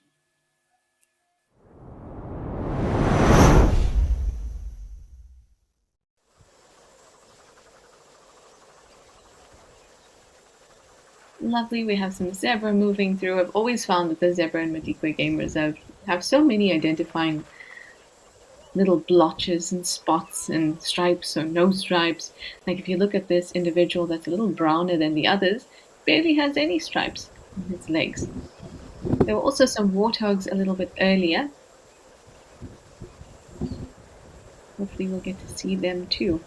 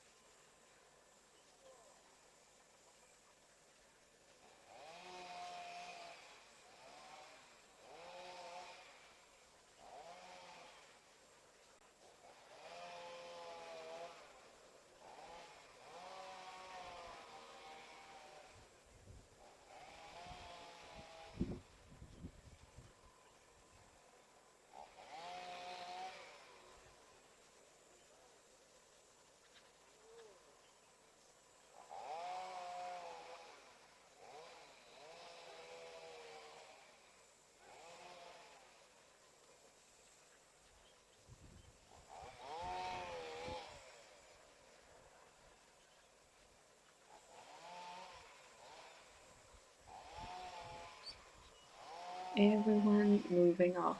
Some kudu and some impala in the distance there by the trees. It also sounds like everybody's doing construction. At Olifant's River, we could hear construction sounds. At Jamala, we could hear them. And now we can hear them here at Tau, unless I'm just hearing something.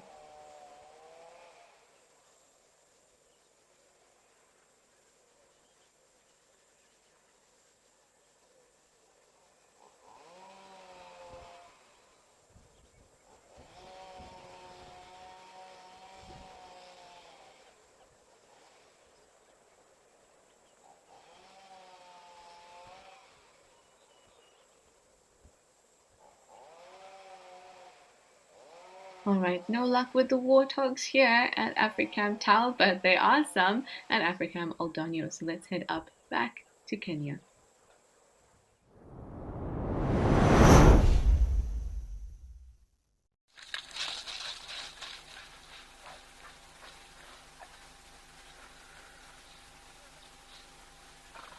I love this combination. Common warthogs and an elephant bull. Yeah, just sharing the space together. Oh yes, that looks thoroughly satisfying.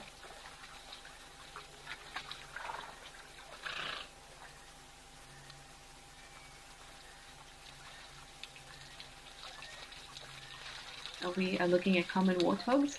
You also get desert warthogs in Africa and in parts of East Africa. And I haven't seen them here at the Oldonyo Waterhole. I've only ever seen the common warthog, which is the one we get here in southern Africa too. But there are two different species of warthog. Oh, and now you're getting sprayed. Yeah, but you love it. Yeah, you do.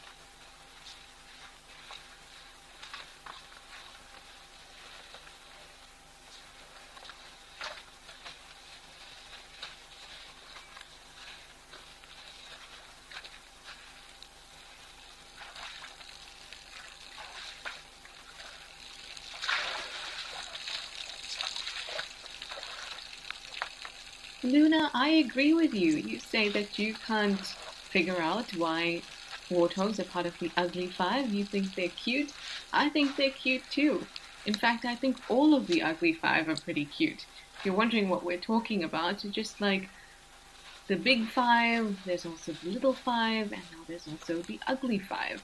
And the ugly five are warthog, vulture, wildebeest, marabou stork, and hyena. To me, they're all beautiful. They're all cute in their own way. Marabou storks especially, I think that they have a very, very cute face. But, you know, I suppose they're not the picture of beauty. But I agree with you, Luna. I think warthogs are very cute.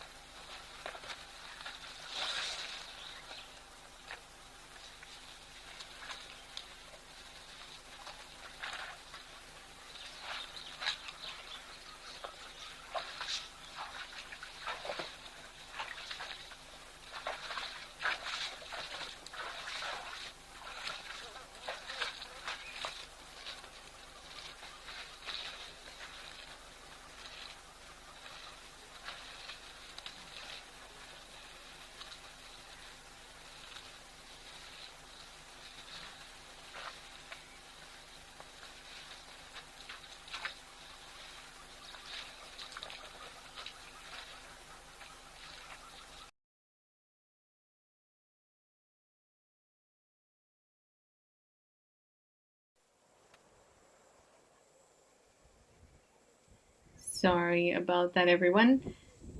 A little glitch at El Doño, but we are back at Africam Towel Lodge and we have some more warthogs.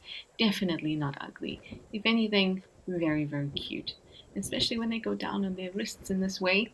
Now, their wrists have a calloused padding, and even from the time they're very young little piglets, they've got the calluses on their wrists that allow them to bend down like this so they can get closer to the ground to consume that grass.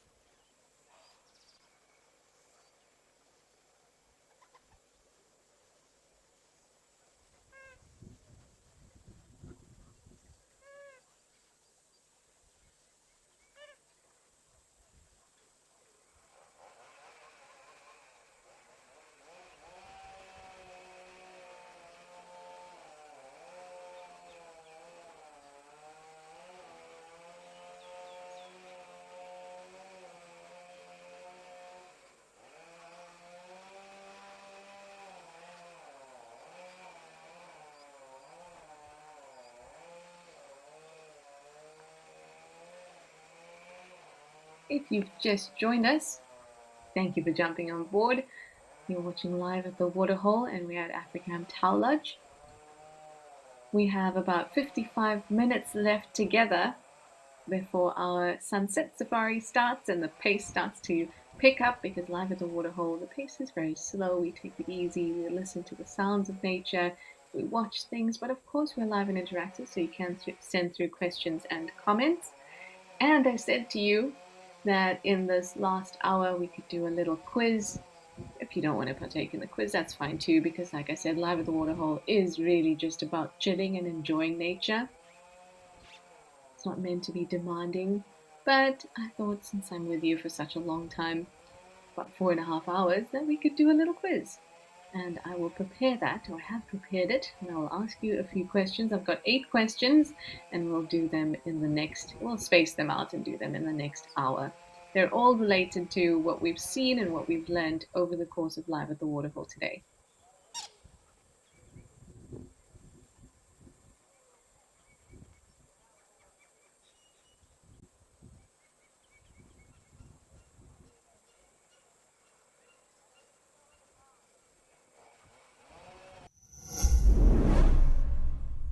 Welcome to Destination Safari.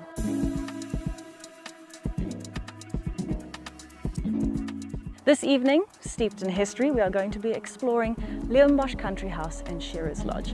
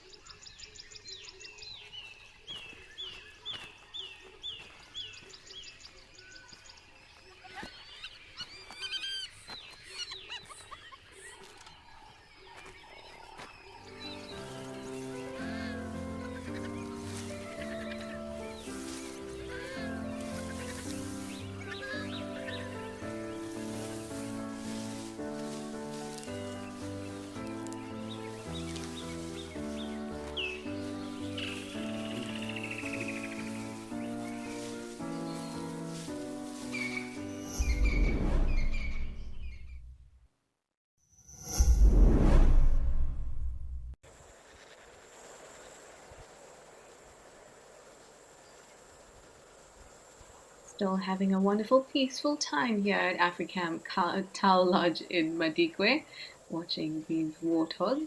And I think I'm going to get the ball rolling with a little quiz. Our first question, and hopefully you joined us for the whole of Live at the Waterhole. If you didn't, I'm going to try and phrase the questions in a way that allows you to answer even if you haven't watched. But if you have, it's going to be easier. What large flying bird did we see at Okukuyo? We saw it at the very beginning of our time this morning with Live at the Waterhole. It is a large flying bird. It's the heaviest flying bird in Africa, in fact. Let me know.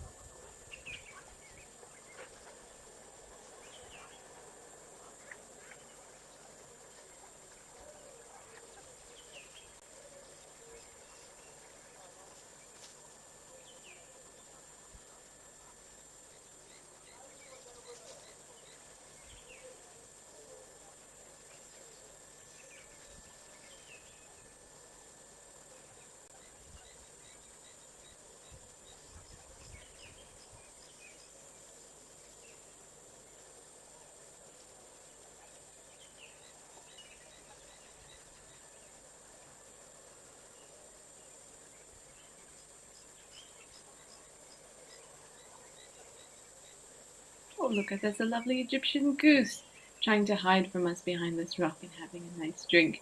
So we've seen Egyptian goose and spur-winged geese here at Tal, which is really, really nice. We don't often see spur-winged geese elsewhere, at least not on the cameras.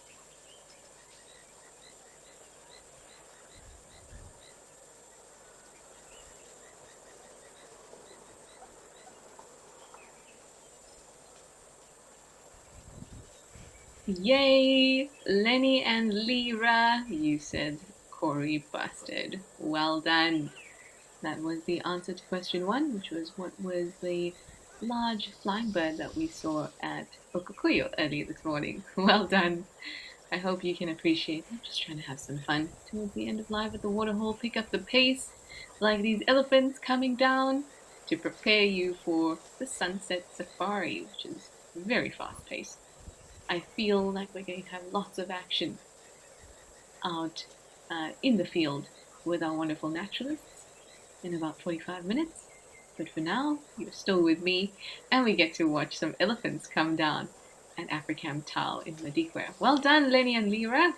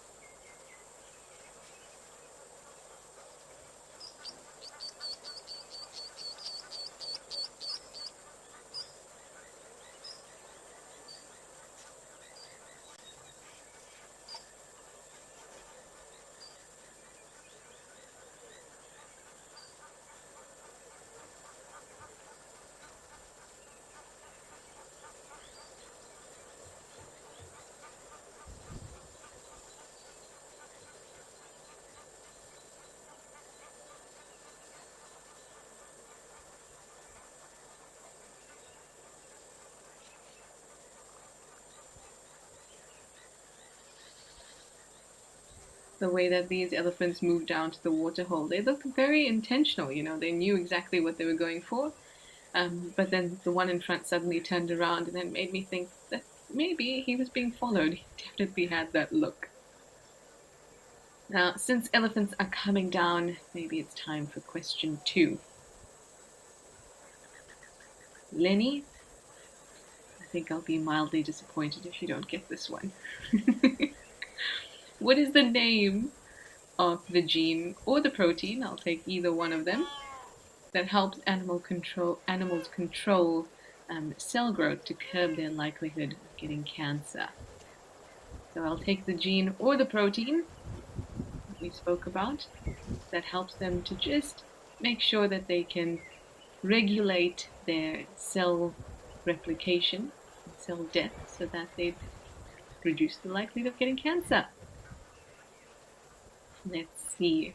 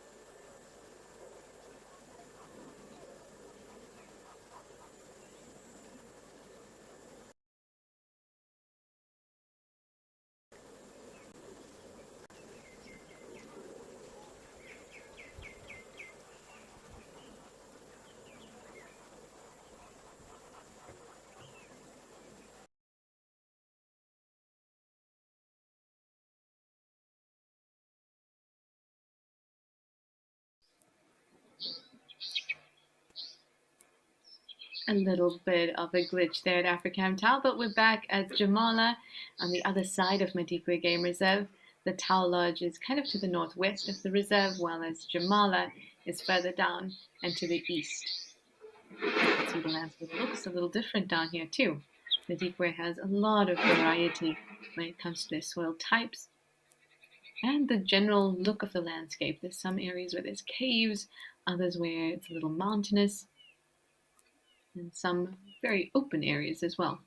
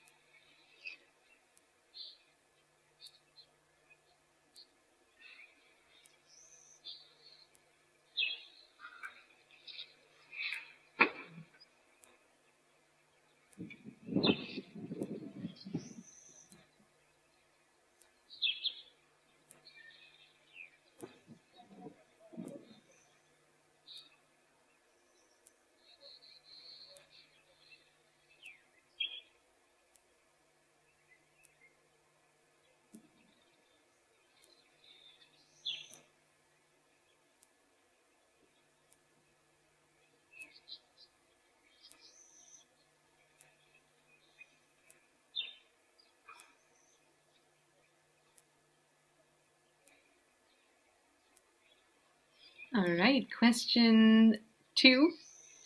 Lenny and Quickie, well done.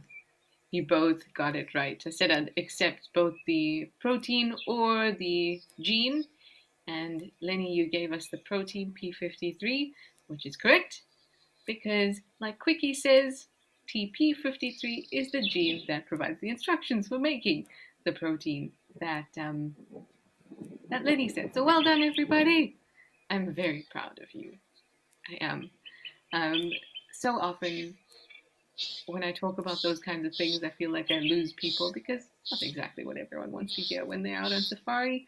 I want to hear about guide stories and that kind of thing, but I have science in my blood, so I like to know about the nitty gritty, and it makes me feel nice when you are listening and you answered that question correctly. So well done, Lenny, and well done, Quickie.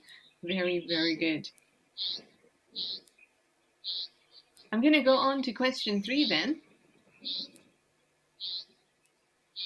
This one, I think this one's a fairly easy one. I mentioned it a couple times. Question 3 was, which two types of geese have we seen at Africam Tal this afternoon? Let me know.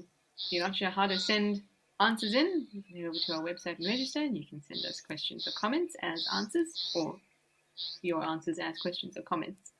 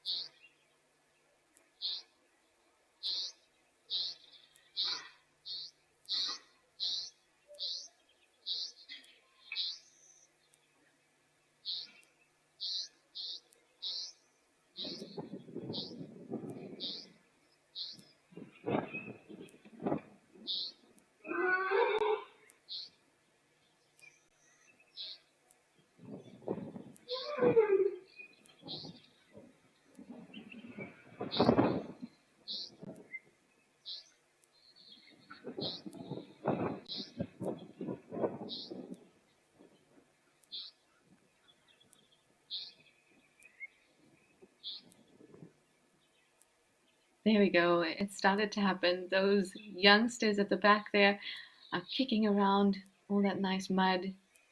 But I don't know, I still feel like there's more water in this waterhole, this latter half of life at the waterhole, than there was earlier. I don't know. Maybe I'm just being a little bit strange, but it feels like there's more water.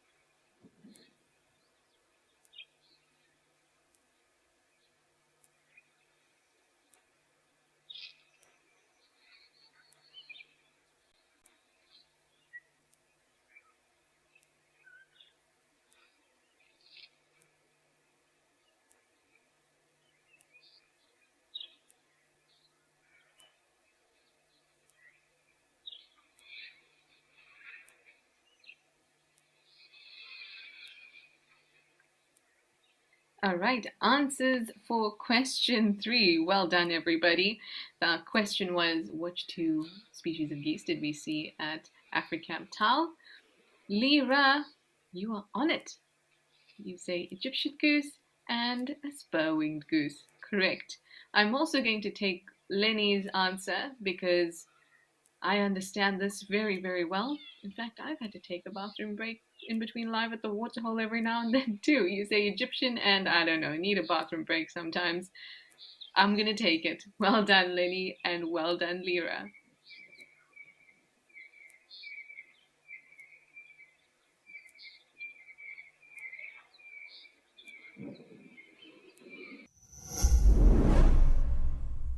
Africam's virtual wildlife photography competition is in full swing. We've already seen some incredible entries, but don't worry, the competition is open until November 30th. And the rewards? They're worth roaring about. From a custom print of your winning shot to a full year's subscription to Africam Premium. Join the wildlife photography adventure today at Africam. Your shot at greatness awaits.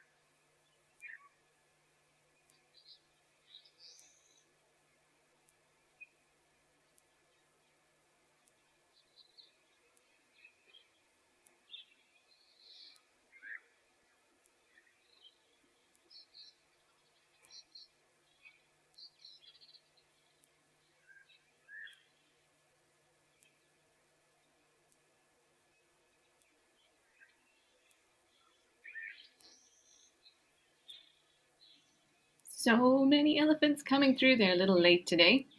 They usually take over the Jamala Waterhole very early, but they're a little late, but that's okay. least we got to spend time with them, but we're going to head back over to Africam El Doño in Kenya for the next question, and of course to spend time with wildlife.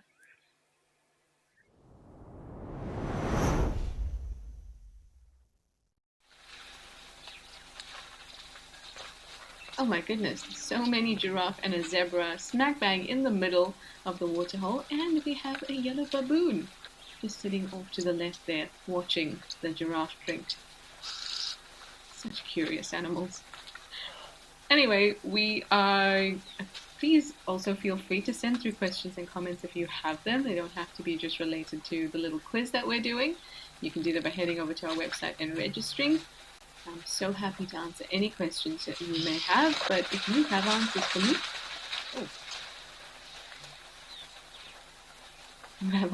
me, you're welcome to send them through too. I wonder if an elephant is going to come through. They reacted very strongly there. Unfortunately, it kind of looked a little bit like some choreographed move because the giraffe's heads were all down and zebra reacted very quickly to disturbances, except this zebra couldn't go anywhere. So all the heads flicked up and the zebra just shook in place and couldn't move anywhere. There were giraffes all around it. But speaking of giraffes, number 4 is what type of giraffe do we see here at the Africam El Doño waterhole? The ones we're looking at right now. Let me know.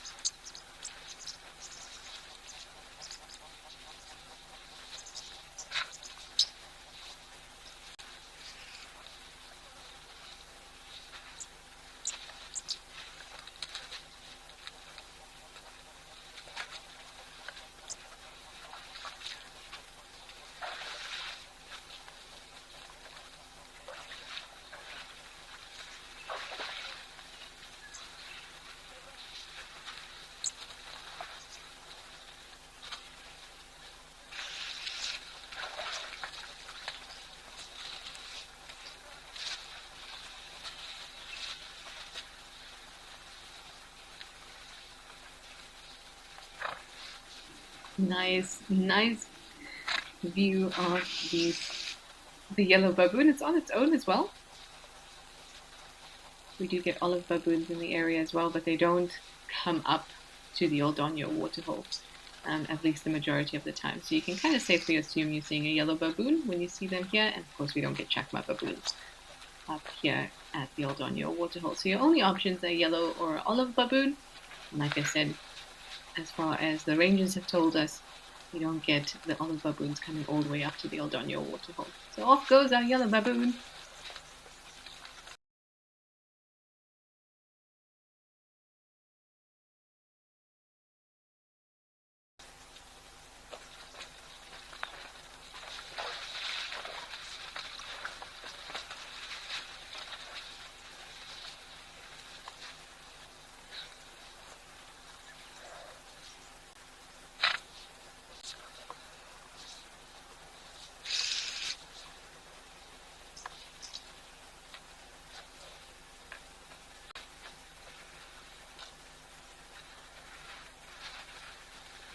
Well done in question 4, Baobab Girl. Yes, you're right. We are looking at Maasai giraffes.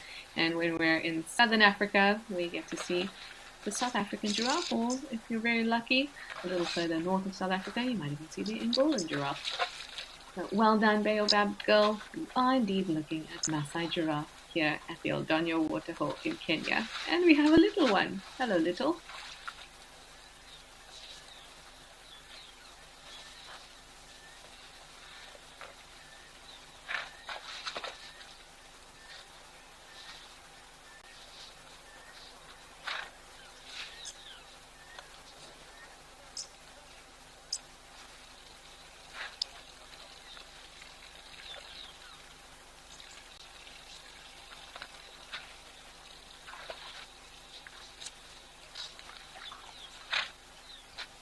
what we saw there was quite interesting there because how do I describe him?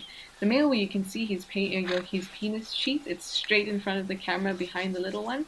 Can you see that he's smelling the behind of this female? And if we watch him closely, when he lifts up his head, he didn't do it this time, but he was phlegm and grimacing a little earlier, pulling back his lips to allow that scent to come right up into his vomeronasal organ, or his Jacobson organ, on the roof of his mouth, or his palate. There he goes again. Very interested in that female. He doesn't look very old, though, I must say.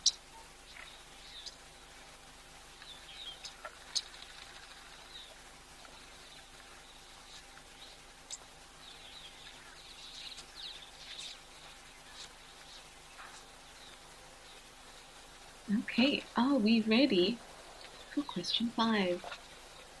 What is it called when an animal grooms a different individual of the same species? We saw some impala doing this at the African Tembe camera. They were grooming each other to impala ewes. There's a name for that. Let me know what it is.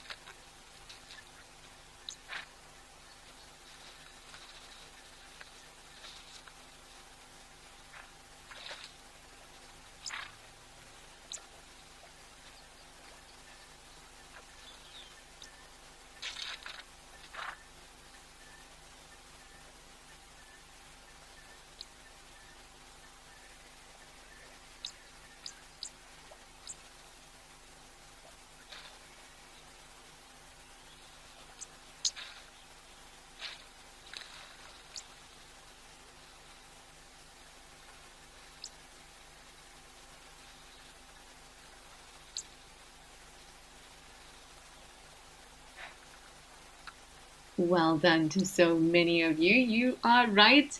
It is aloe grooming. Well done, Lyra. Well done, Spas, Baobab Girl, and Lenny. We saw the two impala use aloe grooming there at African Tembe a little earlier.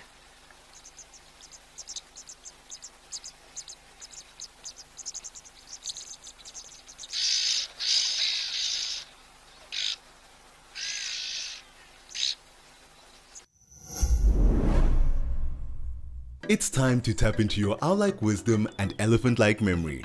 Gear up for a month of Animal Quizmania this November. Teams will pit against each other every Saturday for some good old-fashioned interactive fun on The Sunset Show. To enter, form a team of at least 2 people, fill out the form on our website, and name your team. Come along and put yourself and your challenges to the test. WildEarth, bringing the fun to the safari.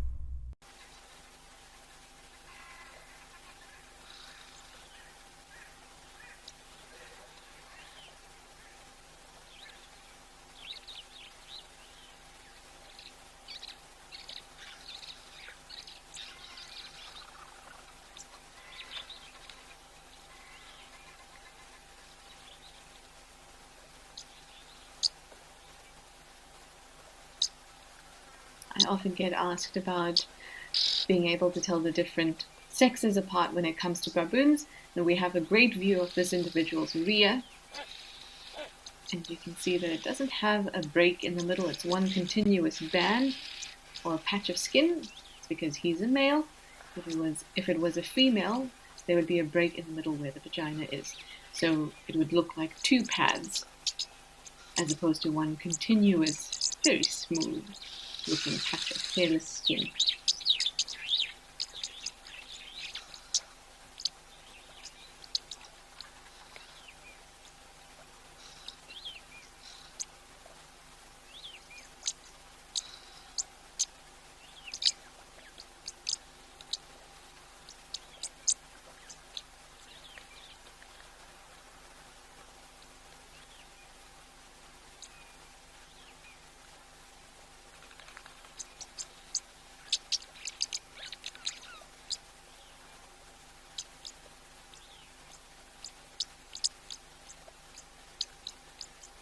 Well, while we're here at Africa Maldonado Lodge watching this wonderful yellow baboon, how about we go in for question number 6?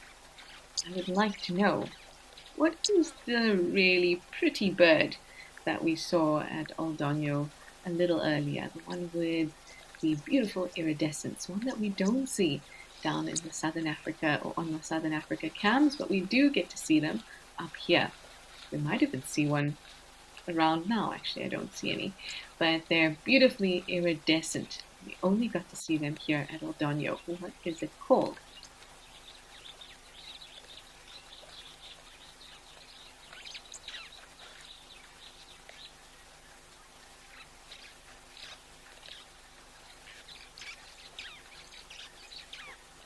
I did mention it was a bird, right? Just double checking. Shiny bird we see at Aldonio, but not in the Southern African cams.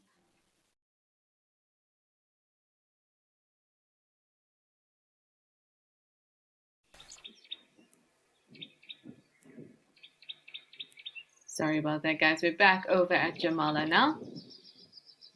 And I'm 100% sure there's more water here now than there was earlier. Now, this particular waterhole is fed with a borehole at that pipe there all the elephants are standing.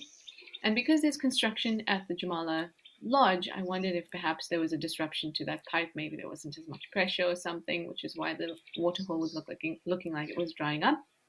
But it could also be, which I find more likely, that the owners in this area have decided to try and reflect the natural environment best. So, in a dry season or in the dry season, pans will tend to dry up and become more muddy. So maybe they allowed that to happen. But now I feel like they're filling it up again. Definitely more water than before.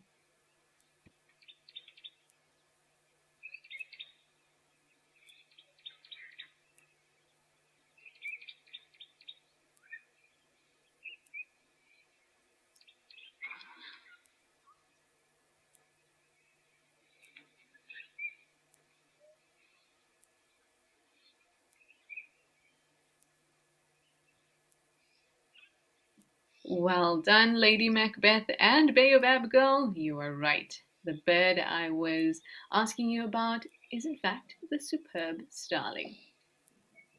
Well done to you both. I really do love that bird. It's one of those starlings, like from the back, it looks like it's just a greater blue-eared glossy starling, and then it turns around, you're like, whoa, superb starling. Such a lovely find up at Aldonio. Well done.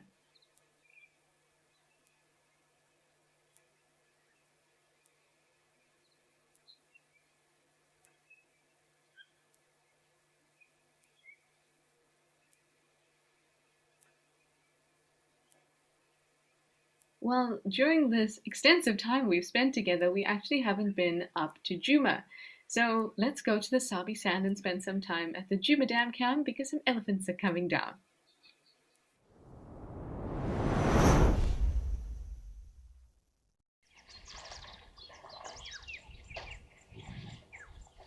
Love it! Oh, love it! Elephants, Juma, some of my favorite things. Oh, well, while I have you, before I keep quiet to allow you to enjoy these sounds as the elephants drink, let me quickly ask you question 7, our penultimate question. How many species of crocodile are there in Africa? We discussed it when we were at African Olifants River and we saw a crocodile basking. That's when we discussed it. How many species of crocodile are there in Africa?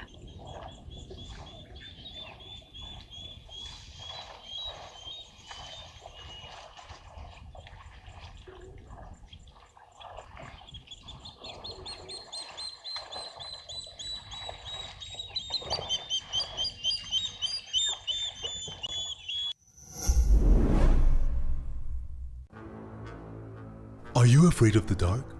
It's Friday the 13th and we've got pumpkin for you to talk about.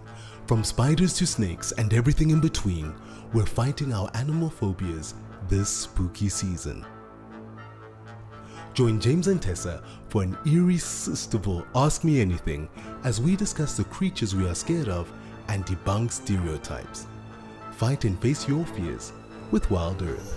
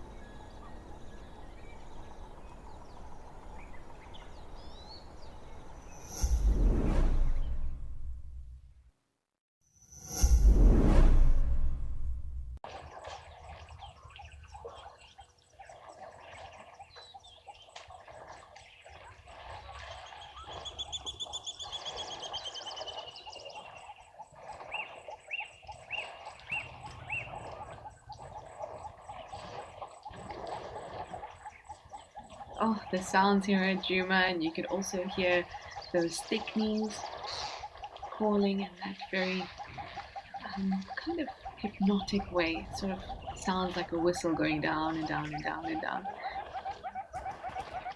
Love it. And now we have an answer for question 7, because how many species of crocodile do we get in Africa? And welcome, Debarkovit. I hope I'm saying the name correctly. I was not sure if it was a Debarkovit or if it was like debarking a tree. Debarkovit. Well done, you said 6 species of crocodile. That was a little bit of a tough one because we don't often hear about the other species of crocodile in Africa, but there are indeed 6. There's obviously the Nile crocodile, there's the West African crocodile, there's 2 dwarf crocodiles, there's the normal dwarf crocodile, and then there's the Osborne's dwarf crocodile. Then there's the West African slender-snouted crocodile and the Central African slender-snouted crocodile. So 6 different species of crocodiles in Africa. Well done! And now we have 5 minutes left together. So I'm going to ask the final question. Remember, this is all just for fun. Final question is, what two species of warthog are there in Africa? Oh, did I just give away the answer by asking the question? The question was how many species of warthog are there in Africa, but I already said the answer to you. Maybe you were paying attention, maybe you weren't. If you can tell me which are the two types, then I'll give you that point. But you know what? I am notorious for giving answers away in my questions if I don't pay attention properly, if I don't read it, if I just ask it. Well, maybe you can tell me, what are the two types of warthog in Africa? There we go.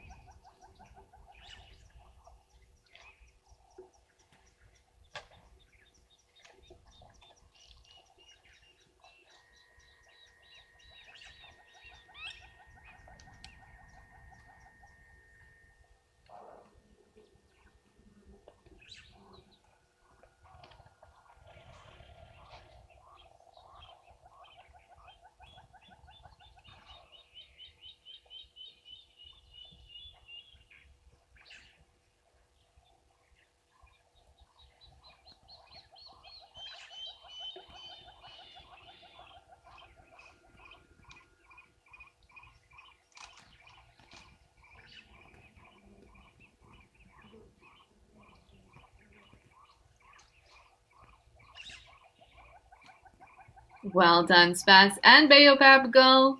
You are correct. Desert and common warthog.